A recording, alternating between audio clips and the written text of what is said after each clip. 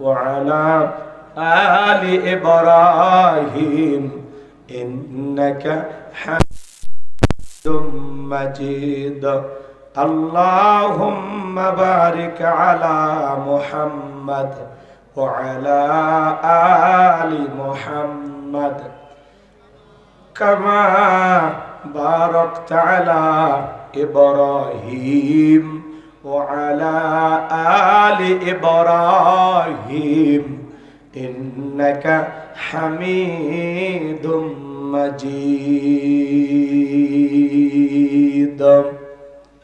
সাইদ ভাইয়ের মা, মুগ্ধ ভাইয়ের মা, ইয়ামিন ভাইয়ের মা, নাহিদ ভাইয়ের মা, সাইদ ভাইয়ের মা, মুগ্ধ ভাইয়ের মা, ইয়ামিন ভাইয়ের মা, নাহিদ ভাইয়ের মা, তোমরা বড় ভাগ্যবতী, আল্লাহ ধরায় আলোর জ্যোতি, সালাম তোমায় জানায় ফেরেশতা মা, সালাম তোমায় জানায় ফেরেশতা, লা ইলাহা ইল্লাল্লাহ, জোরে লা ইলাহা ইল্লাল্লাহ, জোরে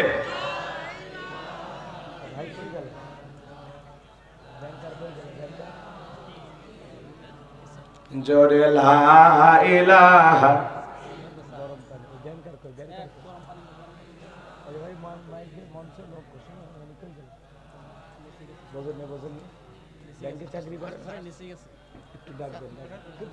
লা ইলাহা ইল্লাল্লাহ, জোরে লা। ফুলের বুকে থাকলে মধু, ভ্রমর যেমন আসে, কোরআনের জ্ঞান থাকলে বুকে সবাই ভালোবাসে, লা ইলাহা ইল্লাল্লাহ, জোরে ইল্লাল্লাহ, জোরে লা ইলাহা ইল্লাল্লাহু মুহাম্মাদুর রাসূলুল্লাহ। জবান সরে এক বাক্যে পড়ছি সাল্লাল্লাহু।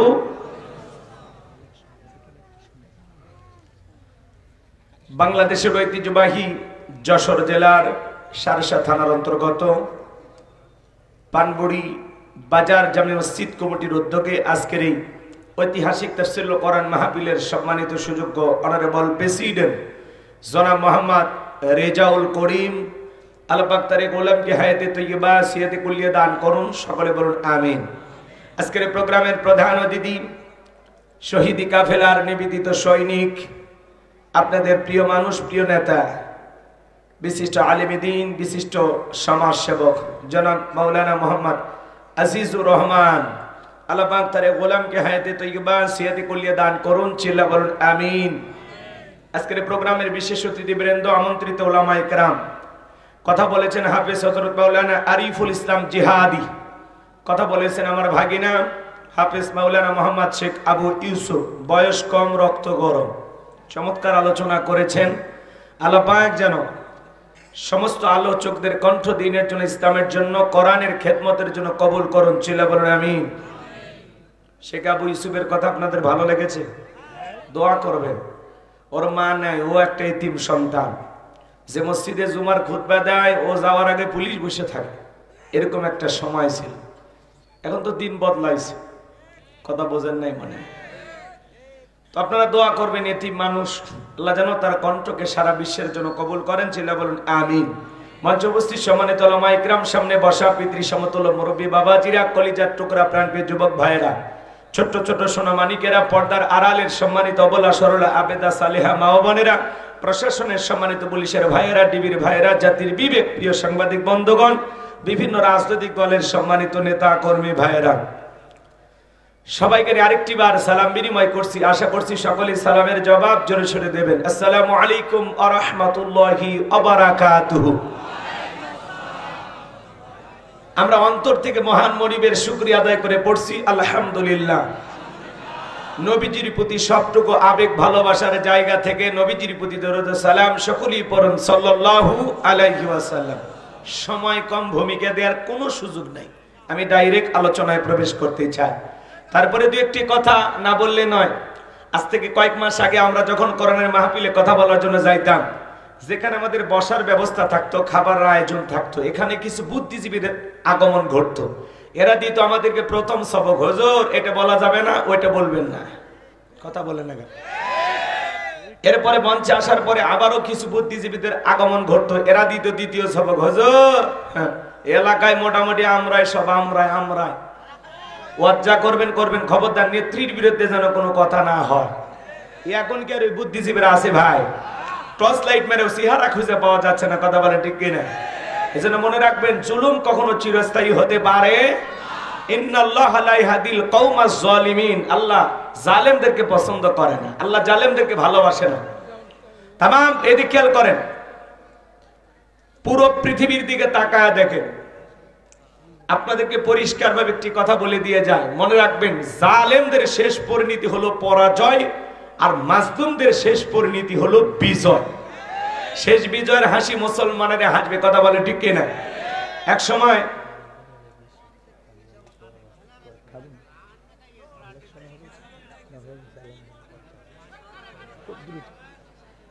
না না না সমস্যা নেই, ভয় আছে আপনাদের? ভয় নাই। আজ থেকে 13-14 সালে, 2013-14 সালে সাতক্ষীরাতে যারা বুলডোজার দিয়ে অসংখ্য মানুষের বাড়িঘর ভেঙে দিয়েছিলেন, মাটির সাথে মিশিয়ে দিয়েছিলেন, আল্লাহর খেলা এক যুগের পরে আজকে তাদের বসত বাড়ি ধানমন্ডি 32 বুলডোজার দিয়ে আল্লাহ মাটির সাথে মিশিয়ে দিয়েছেন। কথা বলে ঠিক না?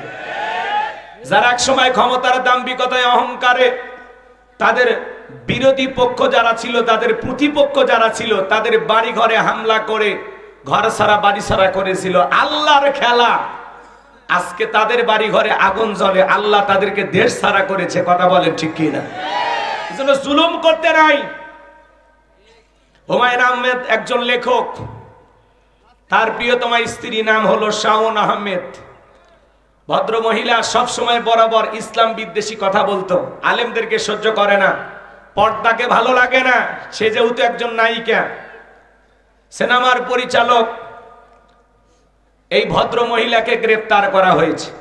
আজকে এই শাওনকে গ্রেফতার করা হয়েছে। আমরা বলতে চাই, যারা জালেমদের দোসর ছিল, এদের শাস্তি হওয়ার দরকার আছে না নাই?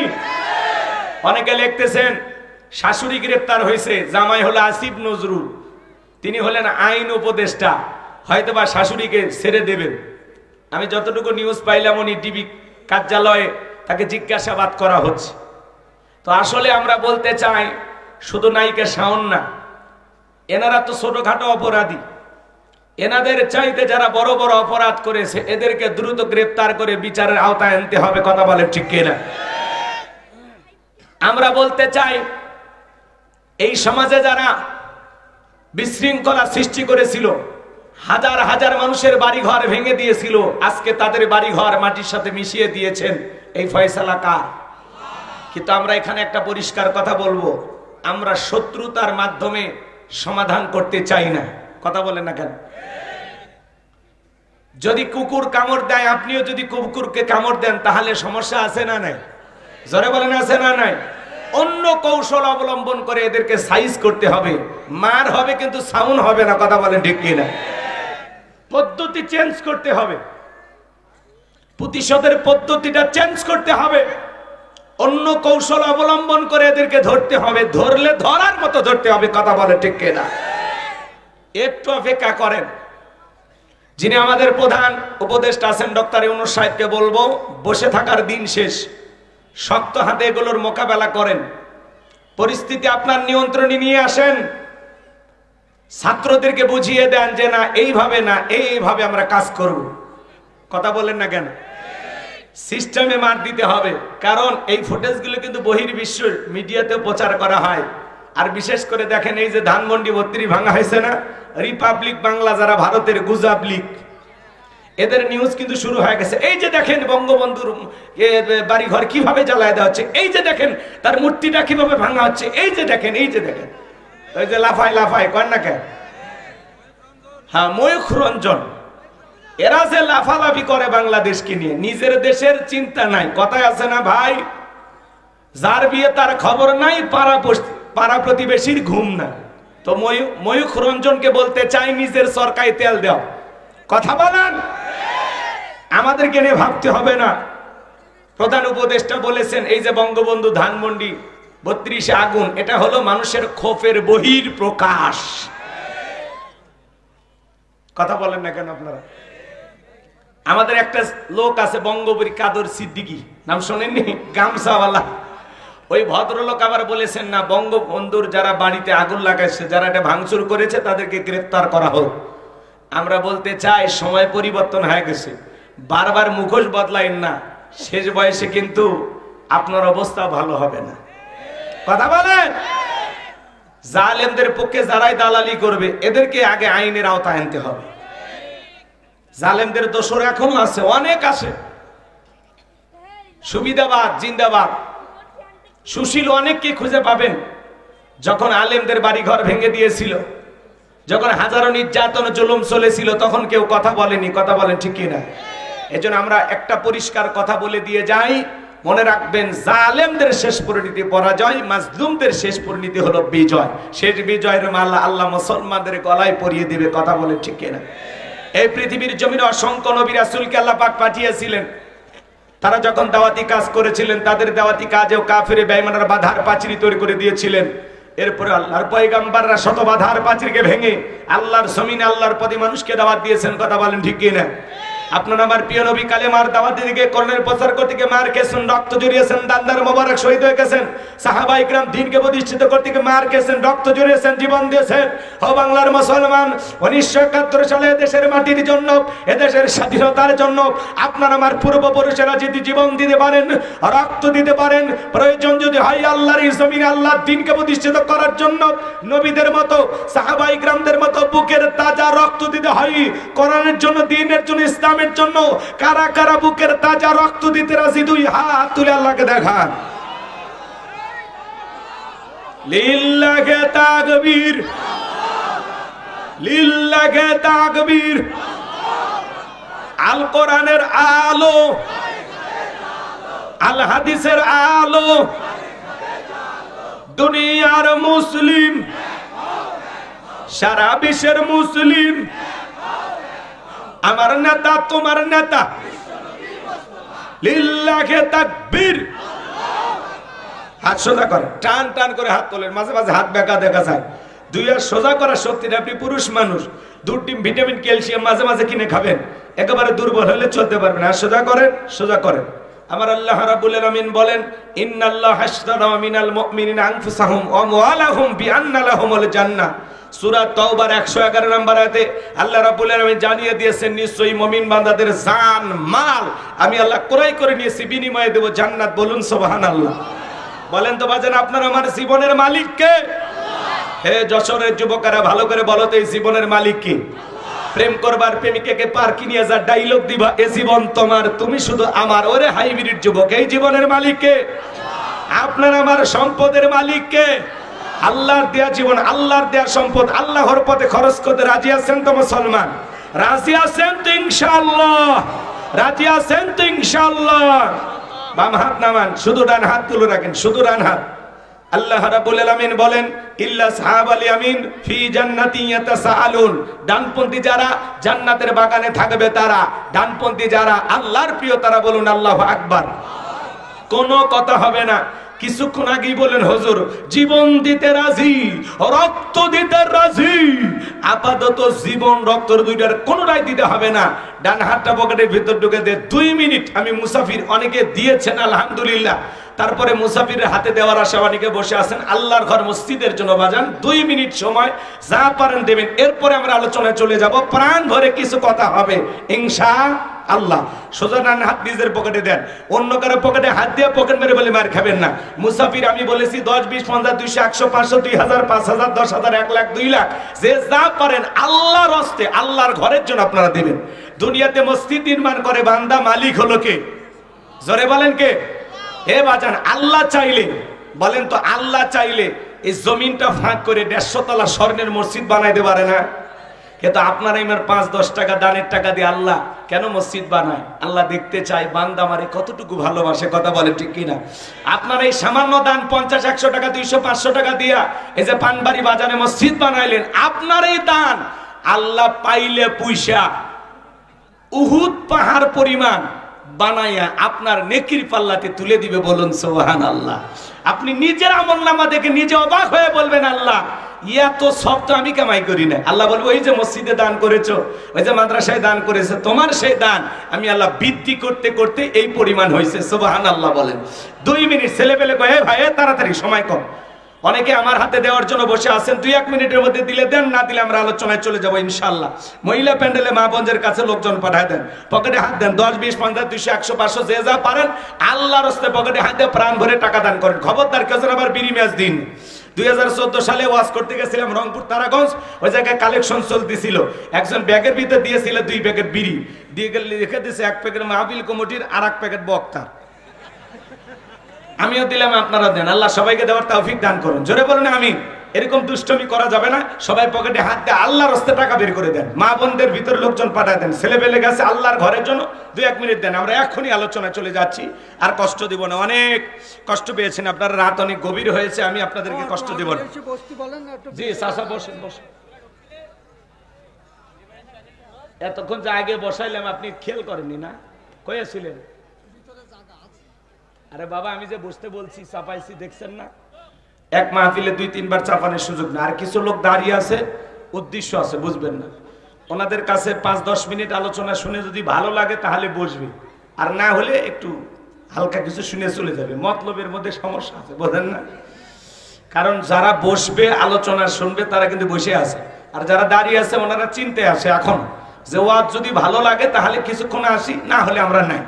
হুজুরকে 5-10 মিনিট দেখলাম, হুজুরের ওয়াজ তো আমাদের পকেটে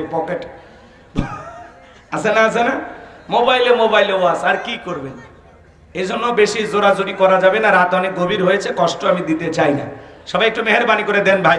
আমার হাতে 500 টাকা, 1000 টাকা, 2, 4, 5, 10 হাজার কেউ দেওয়ার থাকলে মুসাফির তাড়াতাড়ি হাত দেন, তাড়াতাড়ি পকেটে হাত দেন, সময় কম, আমার আলোচনায় চলে যাবো। 500 টাকা, 1000 টাকা কে আছেন বাজান তাড়াতাড়ি দেন, সময় কম। আমি মুসাফির হাতে দেন, এলাকায় কেউ নাই, আসেন আসেন। আল্লাহর ঘর মসজিদকে মহাব্বত করে 500 টাকা, 1000 টাকা আমার হাতে কে দেবেন, তাড়াতাড়ি দেন, সময় কম, আলোচনায় চলে যাবে। আমি মুসাফির তাহাজ্জুদ করে আপনার জন্য দোয়া করব, আল্লাহ যেন নবীর সাথে একই জান্নাতে কবুল করেন। বিশ্ব নবীর সাথে জান্নাতে যাওয়ার আশায় 500 টাকা, 1000 টাকা কেউ দিতে চাইলে তাড়াতাড়ি দেন। 2-1 বস্তা সিমেন্টও লিখে দিতে পারেন, অনেকে সিমেন্ট লিখে দিয়েছেন, আলহামদুলিল্লাহ। সময় নাই, যদি পারেন লিখে দেন যে হুজুর আমি দেবো ইনশাআল্লাহ 5 বস্তা। 5 ওয়াক্ত নামাজকে মহাব্বত করে 5 বস্তা সিমেন্ট দিতে পারেন, যে হুজুর আমি দেবো ইনশাআল্লাহ। বলেন কি নাম? হাত তোলেন, শোনা ভাই আমার। ওই যে কি নাম? ভাই ভাই ভাই কি নাম? হ্যাঁ কি নাম? আলাউদ্দিন, কামালউদ্দিন, বাড়ি কই? এই পানবুড়ি বাজারের কামালউদ্দিন ভাই 5 ওয়াক্ত নামাজকে মহাব্বত করে 5 বস্তা সিমেন্ট। জোরে বলেন মারহাবা, লিল্লাহি তাকবীর। আল্লাহ দান কবুল করো, হায়াত বাড়ায় দাও, জিন্দেগির গুনাহগুলো মাফ করে দাও, দুনিয়া আখিরাতে ইজ্জত সম্মান বাড়ায় দাও। জোরে বলেন আমিন। সব জিনিসের জোড়া ভালো, এই পক্ষে একজন 5 বস্তা পাওয়া গেছে। এই দলে কেউ নাই যে হুজুর আমি 5 বস্তা দেবো ইনশাআল্লাহ। সব জিনিসের জোড়া ভালো, দেন বাজান দেন, তাড়াতাড়ি দেন, সময় কম, আলোচনায় চলে যাব। আর কেউ আছেন? আর কেউ আছেন দেওয়ার মতো? থাকলে দেন, না দিলে আমরা আলোচনায় চলে যাব। আছেন বাজান, আছেন কেউ? 500 টাকা আমার হাতে দেওয়ার মতো একজনও পাইলাম না। 1000 টাকা দেওয়ার মতো আমার হাতে কেউ নাই। পছন্দ হয় না আমারে, একটু মহব্বত করে ভালোবেসে দেন বাজান, আল্লাহর ঘরের জন্য, আল্লাহর ঘর মসজিদের জন্য দেন। যারা দুনিয়াতে মসজিদ নির্মাণের জন্য টাকা দেয়, আল্লাহ তাদের জন্য জান্নাতি বালাখানা বানায় দিবেন। বললেন সুবহানাল্লাহ। কামালউদ্দিন পানবাড়ি, মাশাআল্লাহ। বাবাজি কি না? শামসুর রহমান নাম। বাপের বেটা মতো করছে এক খান কাম, নগদ 500 টাকা। জোরে বলেন মারহাবা। লাল টুমায়ের জন্য দোয়া আছে, নগদ 500 টাকা। জোরে বলেন মারহাবা। দান করেছেন 500 টাকা, দুনিয়া আখিরাতের আই কোনা কোন ঠেকা, মনে পড়ে চুলের সাথে একই জান্নাতি করে দিও দেখা। টাকার রংটা বড় ভালো, অন্তরে জ্বালা দাও কোরআনের আলো। টাকার মধ্যে নাই সিরা, আল্লাহ গোলাম রব্বানি দোয়া দিনা ফিরা। জোরে কোন মারহাবা। আসেন আসেন দরদির আমার দিয়া, ধন বজে মন কেড়ে নিতে কতক্ষণ। নদীর কোল ভাঙে কোল করে, এই তো নদীর খেলা। সকালবেলা টাকাওয়ালা তুই ফকিরি, সন্ধ্যাবেলা দান করিলে মাল কমে না, নেকির পাল্লা হয় ভারী। গুনাহ খাতা মাফ করে দিয়া আল্লাহ জান্নাতে বানায়া দিও ঘর বাড়ি। জোরে বলেন মারহাবা। লা ইলাহা ইল্লাল্লাহ। জোরে লা মাহমুদ ভাইয়ের আম্মা খুঁজছে আপনাকে, জান মাহমুদ ভাই কই, আপনার মা আপনারে খোঁজে। ঠিক আছে, আর কি কি আসে খবর নিয়ে আসেন 2-4টা। আরে ভাই 100 টাকা আল্লাহ কবুল করেন, জোরে বলেন আমিন। চলেন আলোচনায় চলে যায়, আর কষ্ট দেব না ভাই। এগুলো নেন, ব্যাগের মধ্যে নেন। আর 5 বস্তা সিমেন্ট একজনের কাছে চাইছিলাম, শেষ ভালোদার সব ভালোদার দেন না বাজান, তাহাজ্জুদ পরে দোয়া করব, কথা দিলাম যে হুজুর আমার জন্য একটু দোয়া করিন। এই যে 5 বস্তা নেন।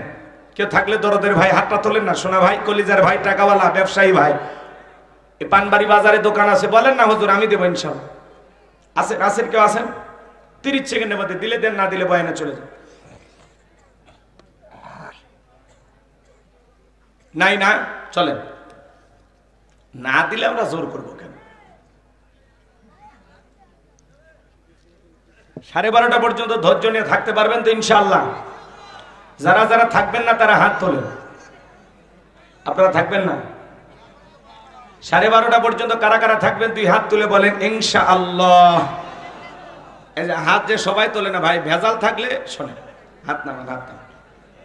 আমার কথা নিউটটা একটু সই করেন। 12:30 বাজতে কিন্তু সময় নাই, 1 ঘন্টার মতো সময় আছে। 1টা ঘন্টাও আর শুনবেন না, তাহলে হাত তুলতে এত কৃপণা থাকে। 2 হাত সোজা করে ভদ্রলোকের মতো তুলবেন। তোলেন, আল্লাহ যাদেরকে 2টা হাত দিয়েছে হাত তোলেন, হাত তোলেন। 12:30 পর্যন্ত কষ্ট করে হলেও থাকা লাগবে ইনশাআল্লাহ। জোরে বলেন ইনশাআল্লাহ।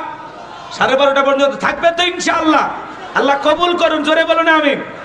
এই যে হাত তুলে ওয়াদা দিয়েছেন, ওয়াদা ভঙ্গ করা যাবে না। 5 বস্তা সিমেন্ট মুরাদ ভাই, আপনার নাম কি? নাম মুরাদ, বাড়ি কই? আচ্ছা, পানবাড়ি মুরাদ ভাই, ওনার 5 বস্তা সিমেন্ট। যে যাতে আপনারা লেখেন, আমার কাছে আর বলার দরকার নেই। হ্যাঁ, আপনারা দিতে থাকেন, প্রয়োজনে সবার জন্য আখিরি মনে যাতে পাইকারি দরে দোয়া করা হয়, আপনারা দিতে থাকেন। মা বাবার জন্য, আত্মীয় স্বজনের জন্য সবাই প্রাণ ভরে দান করতে থাকেন। এক গোলাম রব্বানি আমার মিতা মায়ের জন্য দোয়া আছে 200 টাকা, আল্লাহ কবুল করেন, জোরে বলেন আমিন। মিতা, হ্যাঁ হ্যাঁ দিয়েছেন। চলেন আমরা আলোচনায় চলে যাই, আর কষ্ট দেব না বাজার। টিস্যুই তো শেষ, টিস্যু কই আছে? ঠিক আছে, চলুন আমরা আলোচনায় চলে যাই। আমি কথা বলবো, এদিক খেয়াল করেন। তাফসিরুল কোরআন মাহফিল লিখেছেন না, আলোচনা তো তাফসির ভিত্তিক হওয়া দরকার, কথা কয় না? একটু মনোযোগ দেন বাজার। সূরার নাম লোকমান, জোরে বলেন কি নাম? লোকমান। আপনাদের উত্তর পাড়ার লোকমান না, বা পান বাজারের লোকমান না, এটা আল্লাহর একজন বান্দা ছিল, খুব জ্ঞানী বান্দা ছিল। সুবহানাল্লাহ বলেন। নবীও ছিলেন না, রসুলও ছিলেন না, ছিলেন একজন সাধারণ মানুষ। কিন্তু এই সাধারণ মানুষকে আল্লাহ সাধারণ করে দিয়েছেন শুধুমাত্র তার কথার জন্য। এই লোকমানে হাকিম তার জবান দিয়ে কিছু কথা তার সন্তানদেরকে বলেছিলেন, সেই কথাগুলো আল্লাহ তাআলার কাছে এত পছন্দ হয়েছে, সেই কথাগুলোকে কোট করে কোরআনুল কারীমের ভিতরে তার নামে একটি সূরা নাজিল করে তাকে পুরো পৃথিবীর সামনে স্মরণীয় করে রেখে দিয়েছেন। বলুন আল্লাহু আকবার। মনোযোগ দিয়ে কথা শুনবেন। 1 ঘন্টা আলোচনা করব, শোনার পরে যদি আপনাদের ভালো লাগে আরো সময় বাড়াবো ইনশাআল্লাহ। একটু অপেক্ষা করেন, শুরু করি। আর ধানের মধ্যে পাতান থাকবে, 2-4 জন চলে যাবে, ওইটাতে আমার টেনশন নেই। কিন্তু যারা চলে যাবেন দয়া করে এখনই যান। ওয়াজের মাঝখান থেকে ওঠা বসা করলে তখন একটু কষ্ট হয়, মানে আপনার দিকে তাকাইলে আমার ওয়াজের গতি স্লো হয়ে যায়, তার মানে আপনি আমার ক্ষতি করলেন। এজন্য যারা যাবেন এখনই যান, মশান ওঠার আগে যান। কথা বোঝেন নাই? মানে আমি ওয়াজের লাইনে যাওয়ার আগে আপনি ভেগে যান, আর নাহলে সাইডে যান, মাইক আছে। কিন্তু দয়া করে 12:30টার আগে মাথাটা উঁচু করবেন না। চলুন জবান ছেড়ে একটু সবাই মহাব্বতে আমার সঙ্গে তিলাওয়াত করবেন। এদিক সূরার নাম কি বলেছি? লোকমান। জোরে বলেন কি নাম? লোকমান। আরো জোরে, জোরে হলো না? সবাই যে মুখ খোলে না। লোকমান বললে সওয়াব হবে না গুনাহ হবে? সওয়াব হবে। মোট আয়াত আছে 34টি, রুকু আছে 4টি। বিশ্বনবীর মক্কার জিন্দেগিতে আল্লাহ তাআলা এই সূরাটি নাজিল করেছেন। কোরআনুল কারীমের 31 নম্বর সূরা। মনে থাকবে তো ইনশাআল্লাহ? এবার জবান ছেড়ে সবাই আমার সঙ্গে তিলাওয়াত করুন। আউযু বিল্লাহি মিনাশ শাইতানির রাজীম। বিসমিল্লাহির রাহমানির রহিম। বিতাড়িত মোর্দার শয়তানের কাছ থেকে আল্লাহ পাকের কাছে আশ্রয় প্রার্থনা চাচ্ছি। পরম কোন অসীম দয়ালু আল্লাহ তাআলার নামে শুরু করছি। আমরা যে কোনো কাজ শুরু করব কার নামে?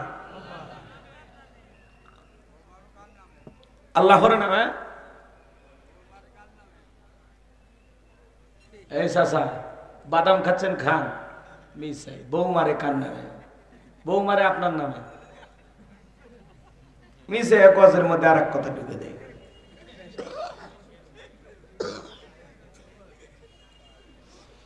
বলেন যে কোনো কাজ শুরু হবে কার নামে? আল্লাহর নামে। উনি বলতেছে বউ মারে কার নামে? ওই চাচার নামে নাকি? কিছু লোক এরকম আসে দুষ্টমি করবে, সাইড থেকে কোনো কথা বলবেন না, তাহলে আমার মতি গতি নষ্ট হয়ে যাবে। আবার এমনি যুবক মানুষ রাগ হয়ে গেলে আবার ঝামেলা, তখন বলবেন হুজুরের ব্যবহার ভালো না। অতএব চুপচাপ থাকেন, আমাকে বলতে দেন, আমি তো বলার জন্য আসছি। কখন কি বলা লাগে বলবো না ইনশাআল্লাহ। জবান ছেড়ে সবাই একটু মহাব্বতে আমার সঙ্গে তেলাওয়াত করুন। আমার আল্লাহ রাব্বুল আলামিন বলেন, ওয়ালাকাদ আতাইনা লুকমানাল হিকমাতা আনিশকুরু লিল্লাহ ওয়া মান ইয়াশকুরু ফাইন্নামা ইয়াশকুরু লিনাফসিহি ওয়া মান কাফারা ফাইন্নাল্লাহা গনিয়্যুন হামিদ। আমার আল্লাহ রাব্বুল আলামিন জানিয়ে দিলেন, আমি লোকমান হাকিমকে হিকমত দিয়েছিলাম, জ্ঞান দিয়েছিলাম এবং বলেছিলাম লোকমান তুমি আমার শুকরিয়া আদায় করো। লোকমান হাকিম শুকরিয়া আদায় করেছিলেন কার? আর একটু জোরে বলেন কার? আগে বললাম বাজান, লোকমান হাকিম কোন নবী ছিলেন না, রাসূল ছিলেন না, ছিলেন একজন সাধারণ মানুষ। চেহারাটা ছিল কালো, অন্তর ছিল ভালো। তার জবানের কথাগুলো আল্লাহ তাআলার কাছে এতটাই পছন্দ হলো, সেই কথাগুলোকে কোট করে কোরআনুল কারীমের ভিতরে আল্লাহ তাআলা তার নামে একটি সূরা নাজিল করলো। বলুন আল্লাহু আকবার। আপনারা কি আদর্শ বাবা হতে চান? কথা বলেন। আমি করবো আজ, আপনারা দেবেন আওয়াজ, জবাব দিবেন ঠিক ঠিক, আলোচনা হবে কমপ্লিট। শ্রোতাদের স্পিরিটে বারে বক্তার হিট, আলোচনা হবে জায়গা মতো ফিট। আগে বলতাম কিছু আজ প্যান্ডেলে, কিছু আজ অ্যাঙ্গেলে, এখন আর অ্যাঙ্গেলে না, যা বলবো সব ডাইরেক্ট। অ্যাঙ্গেলে বলার দিন শেষ, ডাইরেক্ট বলার বাংলাদেশ। আল্লাহু আকবার বলেন। ভয় আছে আর? আগেই ভয় করিনি, এখন তো ভয় করার প্রশ্নই আসে না, এখন তো দিন আমাদেরই। কথা বলেন সম্মানিত ভাইয়েরা আমার, এজন্য কথা বলে সহযোগিতা করবেন। আপনারা কি আদর্শ বাবা হতে চান? আপনার সন্তানকে আদর্শ সন্তান হিসেবে গড়ে তুলতে চান? মনে রাখবেন বাজান, ছাগলের পেট থেকে জন্ম নিল এটা ছাগলের বাচ্চা, গরুর পেট থেকে জন্ম নিল এটা গরুর বাচ্চা, কিন্তু মানুষের পেট থেকে জন্ম নিল এটা মানুষের বাচ্চা হয় না। তাকে মানুষের মতো মানুষ হিসেবে গড়ে তোলা লাগে। কথা বোঝেন নাই মনে হয়? একটা স্কুল বলেন, মাদ্রাসায় বলেন, সন্তানকে নিয়ে যাও, অভিভাবকেরা কি বলে? আমার ছেলেটাকে মানুষ বানাবেন। তার মানে ওইটা দেখতে মানুষের মতো হয়েছে, কিন্তু এখনো মানুষ হতে পারেনি। এই জন্য আপনার সন্তানকে কিভাবে আদর্শ সন্তান হিসেবে গড়ে তুলবেন, লোকমান হাকিমের মতো কিভাবে আদর্শ পিতা হবেন। লোকমান হাকিম তার সন্তানদেরকে যে 12টি উপদেশ দিয়েছিলেন, প্রত্যেকটা বাবা যদি তার সন্তানদেরকে 12টি উপদেশ দিতে পারে, ও বাবা আদর্শ বাবা হবে, সন্তানগুলো আদর্শ সন্তান হবে, মানুষের মতো মানুষ হবে। কথা বলে ঠিক কিনা? কি সেই উপদেশগুলো জানার দরকার আছে না? না, প্রত্যেকটা মাহফিলে যাব নিজেদেরকে পরিবর্তন করার জন্য, সেখান থেকে কিছু মেসেজ নেওয়ার জন্য। বক্তা যে কথাগুলো বলবে সেই কথাগুলো ঘর পর্যন্ত নিয়ে আসতে হবে। খালি গেলাম, হই হুল্লার করলাম, চারটা বাদাম চাবাইলাম, এক কাপ চা মারলাম আর চলে আসলাম, ওই আয়োজনে জ্বালাবাস সহি নিয়তে বসে। আমার ভাইয়েরা, একজন রাখাল ছিল লোকমান হাকিম, কৃতদাস, মানুষের বাড়িতে ছাগল চরানোর কাজ করতেন। সেই ছাগলের রাখালকে সম্মান দিয়ে আল্লাহ কোরআনের ভিতরে তার নামে একটি সূরা দিয়েছেন। সেই মানুষটা সাধারণ মানুষ ছিলেন না, অসাধারণ মানুষ, দামি মানুষ না কম দামি, দামি মানুষ। আল্লাহ দেখেন কিভাবে তার মর্যাদা বৃদ্ধি করে দিয়েছেন। সুবহানাল্লাহ। এই জন্য আল্লাহ রাব্বুল আলামিন বলেন ওয়ালাকাদ আতাইনা লুকমানাল হিকমাতা আনিশকুরু লিল্লাহ ওয়া মান ইয়াশকুর ফাইন্নামা ইয়াশকুরু লিনাফসিহি ওয়া মান কাফারা ফাইন্নাল্লাহা গনিয়্যুন হামিদ।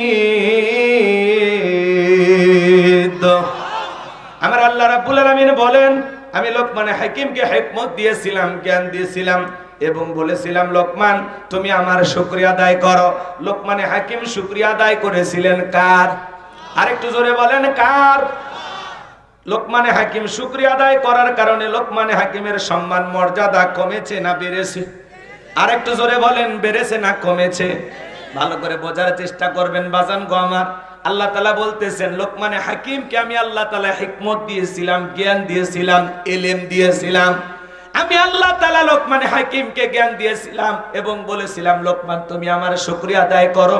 লোকমানে হাকিম আমি আল্লাহ তাআলার শুকরিয়া আদায় করেছিলেন। যারা শুকরিয়া আদায় করে এতে তার নিজেদের লাভ, আর যারা শুকরিয়া আদায় করে না তাদের জেনে রাখা উচিত আমি আল্লাহ অমুখাপেক্ষী, আমি আল্লাহ নিজেই প্রশংসিত। বলুন সুবহানাল্লাহ। ফাইন্নাল্লাহা গনিয়্যুন হামিদ, আমি আল্লাহ নিজেই প্রশংসিত। আপনার আমার প্রশংসা পাওয়ার জন্য আল্লাহ দিন ঠিকা দেয়। তামাম পৃথিবীর মানুষ যদি আল্লাহকে আল্লাহ বলে ডাক দেয় আমার আল্লাহর সম্মান মর্যাদা বাড়ে না। তামাম পৃথিবীর মানুষগুলো যদি আল্লাহকে আল্লাহ বলে না ডাক দেয় আমার আল্লাহর সম্মান মর্যাদা কমে না। আপনি ডাকলেও আমার আল্লাহ আল্লাহ, না ডাকলেও আমার আল্লাহ আল্লাহ। ডাকলে বান্দার লাভ, আল্লাহর কোনো লাভ নাই। না ডাকলে বান্দার লস, আল্লাহর কোনো লস নাই। 5 বছর পরে নির্বাচন করে কি আল্লাহ হয়? কথা বোঝেন না? কি কথা বোঝেন? বোঝেন? এজন্য আপনি আমি ডাকলেও আমার আল্লাহ আল্লাহ, না ডাকলেও আমার আল্লাহ আল্লাহ। ডাকলে আপনার আমার লাভ, না ডাকলে আপনার আমার লস। লাভ ক্ষতি যা বান্দার, আল্লাহর কোনো লাভ ক্ষতি আছে? কথা ক্লিয়ার না ভেজাল? তাহলে আপনি যদি আল্লাহ তাআলার কৃতজ্ঞতা আদায় করেন এতে আল্লাহ আপনার সম্মান মর্যাদা বৃদ্ধি করে দেবেন। এজন্য শুকরগুজার বান্দা হওয়া লাগবে। লা ইন শাকারতুম লা আযীদান্নাকুম ওয়া লা ইন কাফারতুম ইন্না আযাবি লাশাদীদ। আল্লাহ বলে নিয়ামত পাওয়ার পরে যারা শুকরিয়া আদায় করে আমি আল্লাহ তাদের নিয়ামতগুলোকে বাড়ায়া দেই। বলুন সুবহানাল্লাহ। আর যারা নিয়ামত পাওয়ার পরে না শুকরিয়া আদায় করে আমি আল্লাহ পাক তাদের নিয়ামতগুলোকে ছিনায় নেই এবং তাদের জন্য রয়েছে কঠোর আযাব এবং শাস্তির ব্যবস্থা। চিৎকার মেরে বলুন নাউযুবিল্লাহ। সবকিছু আল্লাহর দেয়া নিয়ামত, সন্তান, স্ত্রী, সন্তান যা বলেন, হায়াত মৌ সব আল্লাহর দেয়া নিয়ামত। এই দুনিয়ার ধন সম্পদ টাকা পয়সা কার দেয়া নিয়ামত? তাহলে আল্লাহর শুকরিয়া আদায় করবেন না কেন? আপনি আমি যখন জন্মের সময় মায়ের পেট থেকে দুনিয়ার জমিনে আসছিলাম, বলেন তো বাজান শরীরে কোনো কাপড় ছিল? উলঙ্গ হয়ে ল্যাংটা হয়ে দুনিয়ার জমিনে আসছিলাম। কথা কি বোঝেন না? ওই যে ল্যাংটা ছিলাম, ভালো ছিলাম, ভালো ছিল শিশুকাল। তো ল্যাংটা হয়ে দুনিয়ার জমিনে আসছিলাম, শরীরে কোনো কাপড় ছিল না। এই যে শরীরে কাপড় কে দিয়েছে? কার দেয়া দান? আপনি আমি জায়গা জমির দলিল নিয়ে মায়ের পেট থেকে বের হচ্ছিলাম, টাকার বান্ডিল কিচ্ছু নিয়ে আসিনি। আজকে লক্ষ লক্ষ টাকার মালিক আপনাকে কে বানিয়েছেন? হাজার হাজার বিঘা জমির মালিক কে বানিয়েছেন? আজকে পানবাড়ি বাজারে আপনার দোকান, কার দেয়া দান? কত মানুষ রেল স্টেশনে শুয়ে আছে, ঘুমানোর খাট নাই, বাড়ি নাই, ঘর নাই, বালিশ নাই। আল্লাহ কি তার চাইতে আপনাকে ভালো রাখে নাই? হোক না টিনের বাড়ি, হোক না মাটির বাড়ি। এ বাজান ওই রেল স্টেশনে শুয়ে থাকা মানুষের চাইতে কি আপনি ভালো নাই? কেন আল্লাহর শুকরিয়া আদায় করবেন না? কত মানুষ ফুটপাতে ঘুমায়, ডাস্টবিনের খাবার কুড়ে খায় কুকুরের সাথে, তার চাইতে কি আল্লাহ আপনাকে ভালো রাখে নাই? কেন আল্লাহর প্রশংসা আদায় করবেন না বাজান? পা থেকে মাথা পর্যন্ত তাকায় দেখেন, কোটি কোটি টাকার নিয়ামত আল্লাহ তাআলা আপনাকে আমাকে দান করেছেন। পারস্যের কবি শেখ সাদী রহমতুল্লাহ আলাইহি পায়ে স্যান্ডেল নাই, মনটা বড় খারাপ। আর মনে মনে ভাবতেছেন আমি এত বড় পারস্যের কবি আর এক জোড়া পায়ে জুতা নাই। পথ চলতে চলতে তাকায় দেখে আল্লাহর একজন বান্দা বসে আছে যার দুইটা পা নাই। মুহূর্তের মধ্যে সিজদায় লুটিয়ে পড়লেন শেখ সাদী রহমতুল্লাহ আলাইহি, চোখের পানি ছেড়ে দিয়ে কাঁদেন আর বলেন আল্লাহ আমার পায়ে জুতা আমি মন খারাপ করেছি, কিন্তু এই পৃথিবীর জমিনে তোমার এমনও বান্দা আছে যার দুটো পা নাই, তার চাইতে তো তুমি আমারে ভালো রাখছো। এই জন্য ভাইয়েরা আমার সদা সর্বদা আল্লাহ তাআলার শুকরিয়া আদায় করতে হবে। আল্লাহ চাইলে আপনাকে আমাকে ল্যাংড়া বানাইতে পারতো, লুলা বানাইতে পারতো, প্রতিবন্ধী বানাইতে পারতো, হিজড়া বানাইতে পারতো। কথা বলেন না কেন? চেহারার সব ভালো আছে, জবান দিয়ে কথা বলতে পারে না। আল্লাহ চাইলে আপনাকে আমাকে বোবা বানাইতে পারতো। একবার ওয়াজ করতে গেছিলাম কুড়িগ্রাম জেলায়, অন্ধ হাফেজ সাহেব আমার আগে বক্তা ছিল। হঠাৎ করে আমরা খাওয়া দাওয়া করতেছিলাম, বিদ্যুৎটা চলে গেল। আমি বললাম, ভাই কমিটির লোকজন যারা আছেন তাড়াতাড়ি আলোর ব্যবস্থা করেন, প্লেটে অনেক খাবার আছে, সমস্যা হতে পারে। অন্ধ হাফেজ সাহেব হাতটা ধরে ডেকে বলে, হুজুর 52 বছর হলো আমার চোখে কোনো আলো নাই, বিদ্যুৎ নাই। ও হুজুর, আমার যে মা আমাকে জন্ম দিয়েছে, মাটা দেখতে কেমন আমি জানি না, আমার বাবা কেমন দেখতে জানি না। ও হুজুর, বিয়ে করেছি, বউটা দেখতে ফর্সা না কালা আমি জানি না। আল্লাহ অনেকগুলো সন্তান দিয়েছেন, ছেলেগুলোর চেহারা কেমন জানি না, মেয়েগুলোর চেহারা কেমন জানি না। ও হুজুর, আল্লাহ আমাকে কেমন বানাইছে আমি জানি না, আসমান দেখতে কেমন জানি না, জমিনটা দেখতে কেমন জানি না। ও হুজুর, তবু আমি আল্লাহর উপরে মন খারাপ করি নাই। কিয়ামতের ময়দানে যেদিন আল্লাহ তাআলা আমার চোখের আলো ফেরায় দেবেন, ওই দিন যেন সর্বপ্রথম আমি আমার দু চোখ দিয়ে আমার মালিক আল্লাহকে দেখতে পাই। চিৎকার মেরে বলুন সুবহানাল্লাহ। একজন অন্ধ ব্যক্তির সান্ত্বনা কোথায় চিন্তা করা যায়? এ বাজান, সমাজে কত মানুষ রাস্তাঘাটে দেখেন না, 6 বছরের শিশুটা মারা যায়, 6 মাসের বাচ্চাটা মারা যায়। আল্লাহ কি ওই কাতারে আমাকে ফেলাইতে পারতো না? কেন আল্লাহর শুকরিয়া আদায় করবেন না? আপনার যশোর শহরে একটা দোকান আছে, আলহামদুলিল্লাহ, রিকশা চালান, ভ্যান চালান, আলহামদুলিল্লাহ, মাঠের জমি আছে, আলহামদুলিল্লাহ, ঘুমানোর ঘর আছে, আলহামদুলিল্লাহ। যাকে আল্লাহ যতটুকু দিয়েছেন নিজের অবস্থানে থেকে ততটুকু পেয়ে শুকরিয়া আদায় করতে হবে। কার? আপনি সৌদি আরব প্রবাসী, মালয়েশিয়া প্রবাসী, আলহামদুলিল্লাহ, কত মানুষ স্বপ্ন দেখে বিদেশে যাওয়ার জন্য। কথা বলে ঠিক কিনা? যাকে আল্লাহ যতটুকু দিয়েছেন ততটুকু পেয়ে আল্লাহর শুকরিয়া আদায় করতে হবে। কিশোরগঞ্জে ওয়াজ করতে গেছিলাম, এক লোক গ্রামে হাওয়াই মিঠা বিক্রি করতো, সেই মানুষটাকে আল্লাহ 150 বিঘা জমির মালিক বানাইছে। হাওয়াই মিঠা বিক্রি করতো গ্রামে।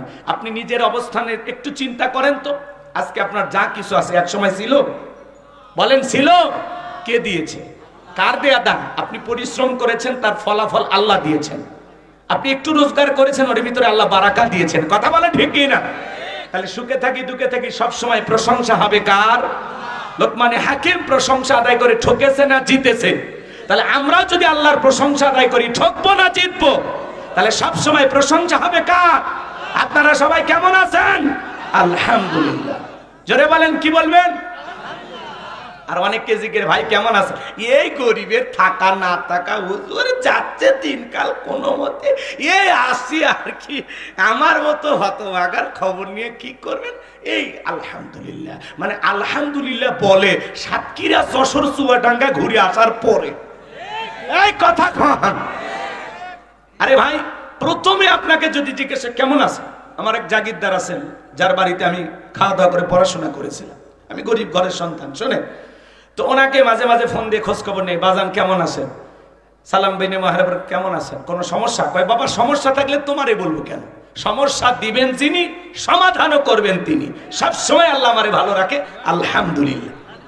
তো যাদের ইমানের পাওয়ারটা মজবুত, এরা কখনো অজুহাত বা দুঃখ কষ্টের কথা মানুষের কাছে শেয়ার করবে না, আল্লাহর কাছে প্রথমে শেয়ার করবে। কথা বলে ঢেকে এরা, তাহলে সবসময় প্রশংসা হবে কার? হাসপাতালের বেডে কত মানুষ এই মুহূর্তে শুয়ে আছে, কি আল্লাহ চাইলে আপনাকে আমাকে রাখতে পারে না? কত মানুষ এই বাড়িতে এই এলাকায় অসুখে বিছানায় কাতরাচ্ছে, আল্লাহ তাআলা চাইলে ওই জায়গায় আপনাকে আমাকে রাখতে পারে না?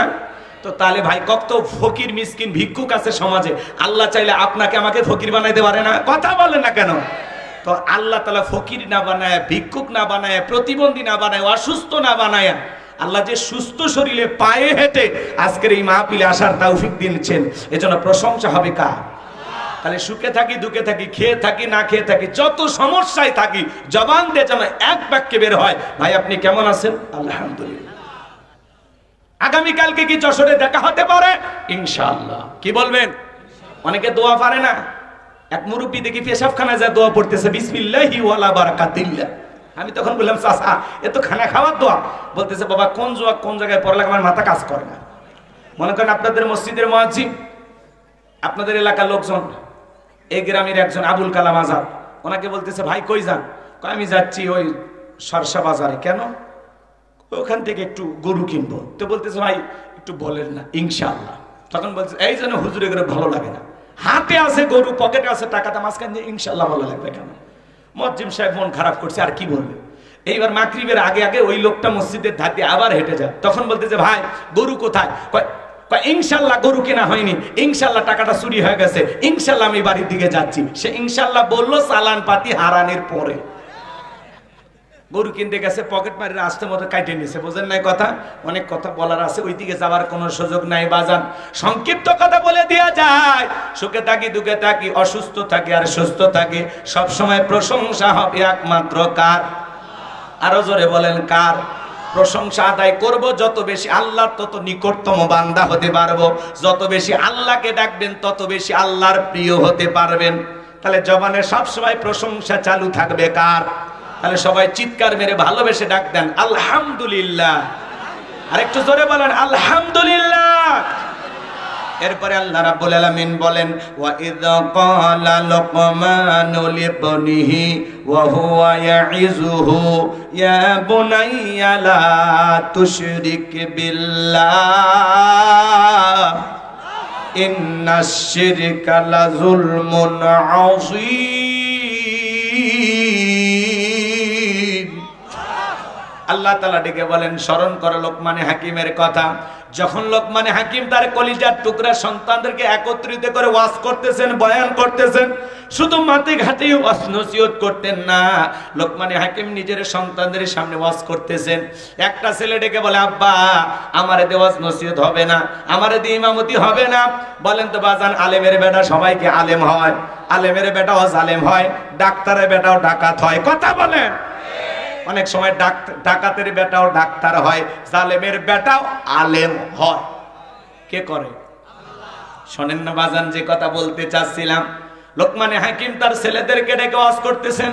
একটা ছেলে ডেকে বলে বাবা আমারে টাকা পয়সা দেন, আমি একটু ব্যবসা বাণিজ্য করব, বিজনেস করব। ডেকে বলে বাবা এত টাকা আমার কাছে নাই, টাকা দেব কিভাবে? ছেলেটা বড় নাছরবান্দা, ডেকে বলে আব্বা যেভাবে হোক আমারে টাকা দেন। লোকমানে হাকিম ডেকে বলে শোনো আমি আমার এক বন্ধুর কাছে টাকা পাই, সে একটা দ্বীপে বসবাস করে, এ বিশাল রাস্তা পাড়ি দিতে গিয়ে তোমার বড় বিপদ হতে পারে, আমি বাবা হয়ে ছেলেকে বিপদে ফেলে দিতে পারবো না। ডেকে বলে আব্বা যতই বিপদ হোক আপনি শুধু আমাকে লোকেশনটা বলে দেন, ঠিকানাটা বলে দেন। ছেলেটা বড় নাছরবান্দা, যখন ছাড়তেইছে না, পরিশেষে লোকমানে হাকিম অনুমতি দিয়ে বলে বাবা শোনো বাড়ি থেকে যখন বের হয়ে যাইবা 2 রাকাত সালাতুল হাজতের নামাজ আদায় করবা, আর মনে রাখবা বিপদের আগে আর পরে 2 রাকাত সালাতুল হাজতের নামাজ আদায় করবা। এখান থেকে যখন তুমি বের হয়ে যাইবা মরুভূমির বিশাল রাস্তা পাড়ি দিতে গিয়ে পথ চলতে চলতে ক্লান্ত হয়ে তাকায় দেখবা একটা জঙ্গল দেখা যায়, সেখান থেকে ঝর্ণার পানি পড়তেছে বাবা, সেখান থেকে প্রয়োজন মোতাবেক পানি গ্রহণ করবা। সমস্ত ঘটনাগুলো বলে দিচ্ছেন। এইবার ডেকে বলে শোনো বাবা সেখান থেকে পানি নেওয়ার পরে পিছন দিকে তাকায় দেখবার জঙ্গলটা দেখা যায় না, ভয় পাবা না, সামনের দিকে চলতে থাকবা। চলতে চলতে দেখবা বিশাল একটা বটবৃক্ষ, খবরদার ওই ছায়াশ্রয় নিবা না, নিলে বিপদ হবে। লোকমানে হাকিম সমস্ত কথাগুলো বলে দিবেন। এইবার ছেলেটা বটবৃক্ষের কাছে তাকিয়ে আছেন, গাছের করে একটা মুরব্বী বসে আছেন। ডেকে বলে সন্তান এদিকে আসো। বলে না বাবা বলেছে বিপদ হবে। এইবার মুরব্বী ডেকে বলে তোমার বাবা কি বলে নাই? চলতি পথে একটা মুরব্বীর সাথে দেখা হবে, মুরব্বী যা বলবে তুমি তাই শুনবা। বলে হ্যাঁ বলেছে, ভয় পাওয়ার কোনো কারণ নাই, তুমি আমার কাছে আসো। এইবার লোকমানে হাকিমের সন্তান বটবৃক্ষের ছায়ায় যখন আশ্রয় নিলেন বাজান, ক্লান্ত শরীর মুহূর্তের মধ্যে ঘুম চলে আসলো। গাছের গোড়া থেকে একটা বিষাক্ত সাপ বের হয়ে লোকমানে হাকিমের সন্তানটাকে সবল মারলেন। মুরব্বী তাকায় দেখি সত্যি তো ছেলেটার বড় বিপদ হয়ে গেল। এইবার সাপটাকে ধরলেন, লোকমানে হাকিমের সন্তানটাকে বিষ মুক্ত করলেন। বাজান গো আমার একটা ধারালো অস্ত্র দিয়া সাপটাকে 2টা টুকরো করে পিছনের অংশ ফেলা দিয়া সামনের অংশটা ব্যাগের ভিতরে রেখে দিলেন। ঘুম থেকে জাগ্রত হওয়ার পরে ডেকে বলে বাবা সত্যি তোমার বিপদ হয়েছিল, বিষাক্ত একটা সাপ তোমাকে সবল মেরেছিল। এইবার লোকমানে হাকিমের সন্তান 2 রাকাত সালাতুল হাজতের নামাজ আদায় করবা। বাবা আগে বলেছে বিপদের আগে আর পরে 2 রাকাত করে নামাজ পড়বা। ছেলেটা নামাজ আদায় করে পরে ডেকে বলে মুরব্বি ওই জনবসতি এলাকায় যায় যখন বাবার পরিচয় দেব ওরা আমাকে বলে দেবে কোথায় কোন রাস্তায় কিভাবে সেই দ্বীপের পৌঁছাইতে পারবো। ডেকে বলে বাবা আমি মুরব্বি যদি তোমার সঙ্গী হয় তোমার কি কোনো আপত্তি আছে? বলে না আপত্তি নাই। এইবার লোকমানে হাকিমের সন্তান ওই জনবসতি এলাকায় যা যখন তার বাবার পরিচয় দিলেন আমি লোকমানে হাকিমের সন্তান, বলেন তো আল্লামা সাইদি হুজুরের ছেলে যদি আপনাদের এলাকায় এসে পরিচয় দেয় আমি সাইদি হুজুরের সন্তান, আপনারা কি ভালোবাসবেন কিনা? ডক্টর মিজানুর রহমান আজহারী ভাই তার সন্তান যদি আসে ভালোবাসা দেবেন কিনা? ডক্টর মিজানুর রহমান আজহারী ভাই বাংলাদেশের মুসলিম উম্মার একটা সম্পদ। আগামী কালকে ঢাকায় তার মাহফিল হবেন। আশা করা যাচ্ছে ঢাকা শহরে নতুন একটা ইতিহাস হবে। 20 লাখেরও বেশি মানুষ ঢাকার মাহফিলে হাজির হবে। আল্লাহু আকবার বলেন। যেখানে যাচ্ছেন সেখানে ইতিহাস। যশোরে এসেছিলেন, কথা বলেন ঠিক কি না? মানুষ পাগলের মতো ছুটে যায়, পঙ্গপালের মতো। ডক্টর মিজানুর রহমান আজহারী ভাই বাংলাদেশে এরকম একজন ইসলামিক স্কলার দ্বীনের দায়ী আছে, এজন্য আমরা খুশি না বেজার? আমরা তার জন্য দোয়া করি আল্লাহ পাক যেন তাকে সুস্থতার সহিত নেক হায়াত দান করেন এবং কোরআন প্রচারের জন্য আল্লাহ পাক যেন তাকে পরিপূর্ণ দ্বীনের দায়ী হিসেবে কবুল করেন। চিল্লা বলেন আমিন। মিজানুর রহমান আজহারী ভাই যেখানে যান সেখানে ইতিহাস। ঢাকার বুকে নতুন এক ইতিহাস সৃষ্টি হবে ইনশাআল্লাহ। লক্ষ লক্ষ মানুষ হবে ঢাকাতে। তার জি ভাই রাগ করেন আপনারা? রাস্তার মধ্যে কি দুর্ঘটনা ঘটছে? আরো জোরে ফোনে কথা বলা লাগবে। যে যে রাগ করতেছেন আপনারা মনে হয়। এ বাজান গো আমার ওলামা ইকরামদেরকে আপনারা মোহাব্বত করেন, ভালোবাসেন। আজহারী হুজুরের সন্তান আসলে তাকে ভালোবাসা দিবেন। কথা বলেন। মামুনুল হকের সন্তান আসলেও ভালোবাসা দিবেন। আলেমদেরকে মোহাব্বত করেন, তার সন্তানদেরকে আপনারা মোহাব্বত করেন বাবার কারণে। লোকমানে হাকিমের সন্তানকে সবাই মোহাব্বত করতেছেন তার বাবার কারণে। কেউ বাড়িতে জায়গা দেয়, কেউ খাবার ব্যবস্থা করে দেয়। ওনার বাবা আগেই বলে দিয়েছে শোনো বাবা ওই এলাকায় যাওয়ার পরে দেখবে এলাকা একটা সুন্দরী মেয়ে আছে, বিয়ে করা যাবে না, বিয়ে করলে বিপদ হবে। এলাকার সমস্ত মানুষেরা ডেকে বলে ও লোকমানে হাকিমের সন্তান তুমি কি বিয়ে করেছো? বলে না বিয়ে করি নাই। শোনো বাবা এলাকা একটা সুন্দরী মেয়ে আছে, তুমি যদি রাজি থাকো একটা বার মেয়েটাকে দেখতে পারো। সবাই যখন অনুরোধ করতেছেন লোকমানে হাকিমের সন্তান চিন্তা করলো বিয়ে যেহেতু করা লাগবে পাত্রী দেখলে সমস্যাটা কি? কথা বোঝেন নাই? এইবার পাত্রী দেখার ব্যবস্থা করা হলো। লোকমানে হাকিমের সন্তান পাত্রী চেহারার দিকে তাকায় দেখে বাপ রে বাপ এত সুন্দরী মেয়ে। সে সময়ের বিশ্ব সুন্দরী বললেও ভুল হবে না। মারহাবা কোন? পাত্রী যদি সুন্দরী হয় ছেলের পছন্দ হয় কিনা? যুবক যারা আছো পাত্রী দেখতে গেলে 2টা মহিলাকে সঙ্গে নিয়ে যাইবা, একটা মা আর একটা বোন। কথা কয় না? অনেক যুবক আছে পাত্রী দেখার সময় বন্ধু বান্ধব নিয়ে যায়, দুলাভাইও নিয়ে যায়। কথা কয়? এই বন্ধু বান্ধব আর দুলাভাই এদেরকে নিয়ে যা পাত্রী দেখা যায় আছে? বেশি বোঝো না তোমরা। ভালো হয়ে যাও বাবা, ভালো হয়ে যাও। পাত্রী দেখতে গেলে খবরদার খালার ভাবির সাথে নিবা না। খালা মেয়ে দেখতে যতই সুন্দর হোক তখন বলবে হ্যাঁ আমার বাড়িতে লাভলি আছে আর সেটি ভালো। তার মানে কি বুঝলেন? খালা চাইবে না যে খালার মেয়ের চাইতে আর একটা সুন্দরী কোন মেয়ের সাথে তার ভাগ্নের বিয়ে হোক। কথা বুঝেন নাই? আর ভাবিকে নিয়ে যাবেন না। ভাবি কখনো চাইবে না তার চাইতে বেশি সুন্দরী ওই বাড়িতে কারো বউ হয়ে যায়, কারণ তাতে ভাবির দাম কমে যাবে। এই জন্য এই 2 জন মহিলাকে নিয়ে পাত্রী দেখতে যাওয়া যাবে না। কথা কন? এইবার শোনেন বাজান গো আমার, লোকমানে হাকিমের সন্তান এক নজর দেখা মনের মধ্যে ধরে গেছে, ভালোবাসা জমে গেছে। আরে বউ যদি হয় এরকম সুন্দরী তো দরকার। কি সুন্দর চোখ দুটা হরিণীর মতো কালো, কমলার মতো গাল, গোলাপের পাপড়ির মতো ঠোঁট। এতটা সুন্দরী মেয়ে জীবনে কোনোদিন আমি দেখি নাই। এক ব্যক্তি দেখে পছন্দ হয়ে গেছে। মুরব্বীরা ডেকে বলে বাবা পাত্রীকে দেখে ভালো লাগছে? বলে হ্যাঁ। তারপর শোনো বাবা যেহেতু তুমি লোকমানে হাকিমের সন্তান, বিয়ে দেওয়ার আগে একটা কথা বলি, মেয়েটা দেখতে সুন্দর হলে মেয়ের একটা গোপন সমস্যা আছে। কথা কয় না? কি সমস্যা আছে আপনারা বুঝলেন না মনে হয়? আশেপাশে যখন পাত্রী দেখতে যান, আশেপাশে 2-1 বাড়িতে খবর নেন না মেয়েটার কি অবস্থা, স্বভাব চরিত্র ভালো কিনা, তখন বলে ওই যে অমুকের মেয়ে হাই রে 7 দিন আগে কক্সবাজার থেকে একটা ছেলের সাথে ঘুরে আসছে। মানে এলাকায় যায় ওর গোপন তত্ত্ব হাট হয়ে যায়, কথা কোন ঠিক কিনা? এইবার সবাই বলতেছে বাবা এই মেয়েটাকে বিবাহ করবা, কিন্তু একটা গোপন সমস্যা আছে। কি সমস্যা? এই মেয়েটার এর আগেও 10 বার বিয়ে হয়েছে এবং প্রত্যেকটা স্বামী বাসর ঘরে মারা গেছে, একটা স্বামী বাসর ঘর থেকে জীবিত বের হয়নি। তুমি এখন 11 নাম্বার। এবার তুমি বলো বিয়ে করবা কি? মেয়েটা সুন্দরী হলে বড় ভয়ঙ্কর সুন্দরী। লোকমানে হাকিমের সন্তান বিয়ে করতে চায়, পাত্রী যেহেতু পছন্দ হয়ে গেছে। ঘটনাটা কি বলবো? বলেন বলবো? এই মেয়ের কেন বিয়ে হয় আমি বলবো না আপনাদের? কারা কারা শুনবেন একটু হাত তুলে দেখান তো বাজান। লিল্লাহি তাকবীর। আতনামান লোকমানে হাকিম তার সন্তানদেরকে ডেকে বলেন, ইয়া বুনাইয়া, হে আমার বৎস, হে আমার কলিজার টুকরা সন্তান। সন্তানদের কিভাবে ডাকবেন আল্লাহর কোরআন আপনাকে শিখাচ্ছে। সন্তানদেরকে ধমক দিয়ে ডাকবেন না, সন্তানদেরকে খারাপ ভাষায় ডাকবেন না, ভালো করে ডাকবেন। ইয়া বুনাইয়া, হে আমার বৎস, আমার কলিজার টুকরা সন্তান। আপনি আমি যখন আমার সন্তানকে ডাক দেব আদর করে ডাক দেবেন আব্বাজান। কই আমার কলিজা, কই আমার সোনা, কই আমার ছোট আব্বা, আদর করে ডাক দিবেন। হে আমার আব্বাজান কোথায়? বাবা ইউসুফ কোথায়? বাবা ইব্রাহিম কোথায়? বাবা আবু বকর ওসমান আলী কোথায়? সুন্দর করে ডাক দিবেন, কথা বলে। কিন্তু সন্তানের নাম রাখছে বল্টু। আজ পর্যন্ত কোনো মাহফিলে দেখছেন যে এখন আপনাদের সামনে ওয়াজ করবেন হযরত মাওলানা বল্টু সাহেব? এগুলো নাম রাখবেন না। সন্তানের আজে বাজে নাম রাখে, বল্টু, নাট, স্ক্রু, বুলেট, টায়ার, কথা কি নাম রে ভাই? বেলি, সেলি, শেখা, হাসি খুশি আছে না নাই? চুমকি, চুইটি, বিউটি, শয়তান করে ডিউটি, এগুলো নাম আছে না? কি আজে বাজে নাম রাখে, নাম খুঁজে পায় না, নাম রাখছে মোটু পাতলু, আছে না? আল্লাহ যেন আমাদের সন্তানদেরকে ইসলামিক নাম রাখবেন। আল্লাহর কাছে 2টা নাম প্রিয়, একটা আব্দুল্লাহ আর একটা আব্দুর রহমান। এগুলো নাম রাখবেন। আল্লাহ যেন আমাদের সহি বুঝদান করে। সময় নাই, ওইদিকে আমি আজকে গেলাম না। সন্তান আপনার কাছ থেকে কয়টি হক পাবে জানেন? 12টি হক। অনেক বাবা জানে না 1 নাম্বার হকটা কি। সন্তান জন্মগ্রহণ করার সাথে সাথে সেলফি একটা তুলে ফেসবুকে দিতে হবে। অনেক কষ্টের পরে বাবা হইলাম।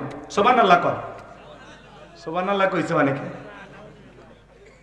সন্তান জন্মগ্রহণ করার সাথে সাথে ওই ছেলের চাচা থাক মামা থাক ছবি তুলে ফেসবুকে দেয়। যেই মহিলা বাচ্চা ডেলিভারি করছে ও অবস্থায় একটা সেলফি তুলে বলে অনেক কষ্টের পরে মা হইলাম। কি ভাই বলে কি না? রাগ করেন আপনারা?